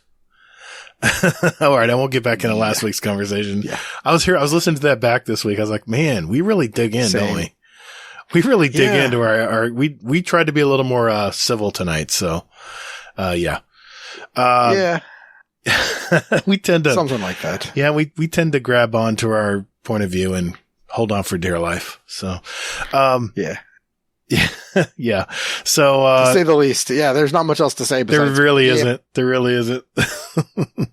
But hey, it's spirited. It is. Yes. That's the important thing. Well, that's the passionate part. Remember we mentioned at the top in our intro, just as passionate about it today as we were back then. That's where the passion is. Definitely true. Yep. I just want to mention we have our question of the month. We extended it from August into September. We had the new season pop up and, I figured, you know what? Let's go ahead and extend it and let people think about it. And the question is, we've heard all the terms casual, try hard, hardcore, serious casual, hobbyist, whatever. Not that that's a label or anything, but the question for August and September is, I need to burp. Okay. As you've played Destiny, what kind of player do you consider yourself? And not only that, but why? Why do you classify yourself as that kind of player? We'll need everyone's answers by Wednesday, September 28th. And, on episode 167, Hazel and I will play the answers from the speak pipes. And we'll also include our answers in our Discord channel. And, in the Discord channel is Question of the Month channel in our Discord, by the way. Or you can go to our SpeakPipe. It's speakpipe.com/GuardianDownCast. All one word, Hades. I'll have the links, obviously, to both of these, areas in our show description right down there. And, just know we'll be having another drawing for a $25 Amazon gift card. But the SpeakPipe answers will be entered into 2 additional drawings for podcast merch, which you can get, by the way, from our store. It's on designedbyhumans.com. Just search for Guardian Outcast. We have all kinds of little stuff you can consider looking at. And I do want to give a shout out to our Patreon community, especially to our Dungeon Champion patrons. That would be Mr. Scoot and Mr. Scarlet KM. Thank you, sirs. And our raid boss patrons, Jealous and Frostbite. Thanks for your support, guys. And I believe this was a new feature they just offered on Patreon. Miner was mentioning this to us. If you pay for the year, you save 15%. I haven't tried this myself, but I guess they have different options out there on how to pay. So just throwing that out there. A quick thank you to all our patrons I keep saying that. Just a quick thank you to all our patrons out there. You know who you are. The support goes right back into those drawings like we're having for our question of the month, all our podcast merch that we're handing out in our drawings. And, we have our end of the year speedrun question ideas, drawings, just a bunch of stuff. We just throw it right back into the community, and it allows Hazel and I not to have to pay for all these extra services, in podcasting, like our hosting services for, our podcast. So all we have to do is worry about just creating content. So thank you. And if you see those bright gold rolls and, what we call them? Bright gold, names in the Discord. Names. Yeah. Reach out and say thanks, because they're the ones helping to support this community. And of course, everyone, is supporting the community by listening and participating. But, special thanks to all those guys and gals. Yeah. Thank you. Thank you all. Want to mention also, we do have another podcast. It comes out every 2 weeks. It's called Playing Favorites. As Hazel would say, if you have a favorite thing, I bet there's a story behind it. And Hazel and I also end with one of our favorite stories for the month. Not Destiny related, but around entertainment, gaming, social media, pop culture, anything, stuff like that. We just had our episode 3 just come out this week. In fact, it just came out this afternoon. And, we think we talked about, dogs, Mountain Dew, people's first cars. We talked about, HBO and, my God, it was a great, I listened to it back. It was really good. It's really good. It's a shorter podcast. It's only usually about an hour long. So just want to let everybody know about that. Just search for Playing Favorites and you should be able to find it on whatever podcast app you have out there. Just want to remind everyone that September is Childhood Cancer Awareness Month. So, there have been a lot of posts out there for everyone to wear a gold shader on your Guardian of choice out there. So, let's all participate in that, show our love and support for preventing childhood cancer. Well, Hazel, that's a wrap. Another episode in our collection. For our listeners out there, we have 164 other episodes with interviews from gamers all over our community. So take a look at those, especially if you're just finding out about us. And do us a favor. If you do anything else, if you know a Destiny player out there, tell them about our little podcast. We'd appreciate it. All right, Hazel, where can people find you, good sir? All right. They can find me on the interwebs at Hazel NT. Anywhere and everywhere except for Twitch, where I never stream. And it's the Hazel NT. I'm gonna correct it. I mean, I'll help you set it up, man. Come on, we'll get it fixed. I don't know. I think I need to take myself out of the bot first. Oh, okay. Because I don't want to like get on there and see like 4 like things saying, "Hey, Hazelnut's online. Hazelnut's online. I tell you Hazelnut's offline." I tell you what, man. It's so much fun streaming and everyone stops by to say, hey, it's a lot of fun. You can find me on Twitter at Todd the Gatr. Remember, that's 2 Ds and Gatr.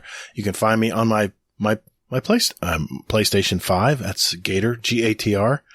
All caps. Don't forget those underscores, and spelled the very same way for my YouTube channel, where I'm, still posting weekly videos for all new and returning players out there in Destiny. So, support me and help me out. I'm trying to get to 1,000 followers by the time Lightfall comes out. So thank you for that in advance. Well, Hazel, before we go, man, Uncle Scumdeath has another Scumdeath corner for us tonight. So here we go. Uncle Scumdeath, what is going on in the UK today, brother? Hello, and welcome to Scumdeath's Corner. This is gross, but brilliant. Yesterday, I went for a piss, and before I could pull the flush, my backy pouch fell out of my hoodie top and fell in the toilet into my piss. So some of my backy got damp. So I left it to dry a little bit, and didn't think nothing of it, I don't care. And the daughter this morning, before she went work, she said, "Oh, I ain't got any backy. Can I take some backy off you?" I'm like, "Yeah, of course you can." Lovely. So she had some backy off me, and she's come home from work today, and I'm like, "You know that backy that you nicked off me?" She's like, "Yeah." I'm like, "It fell in my piss." It's freaked her right out. So, tell you what, 1-0 to me. Lovely. I know I'm a bit of a gross bastard, but who gives a fuck, eh? I love you all. Bye. Smoke your own backy. Don't borrow anyone else's. Or actually, just don't smoke. It's no good for your health. Bad. Sometimes I even freak myself out. Oh, shit. Oh, man. Well, it makes up for that. Guy. That makes up for that PS5 cord they took from him, right? Last couple of times. There you go. Now they're even. Yeah. Just sink it in your own pee, and there you go. There you go. Probably smelled a little different, didn't it? Hey, everyone. Continue to be safe out there. More importantly, hey, take care of one another. The weight of the world was on your shoulders, and still you triumphed. Marvelous. Thank you all so very much for listening. And later, Guardian. Get toddled.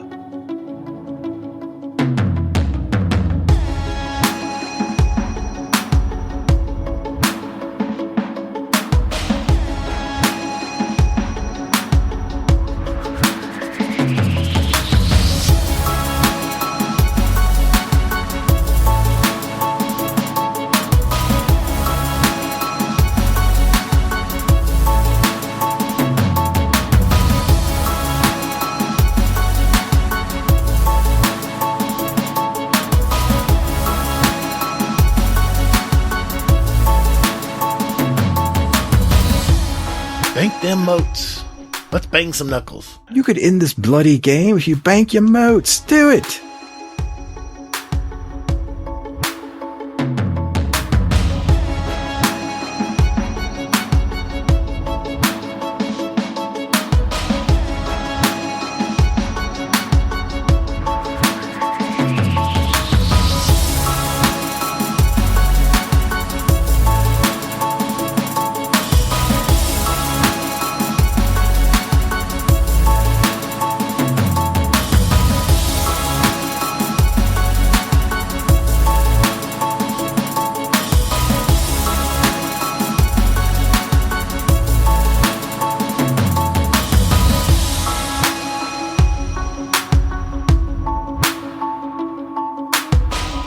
What?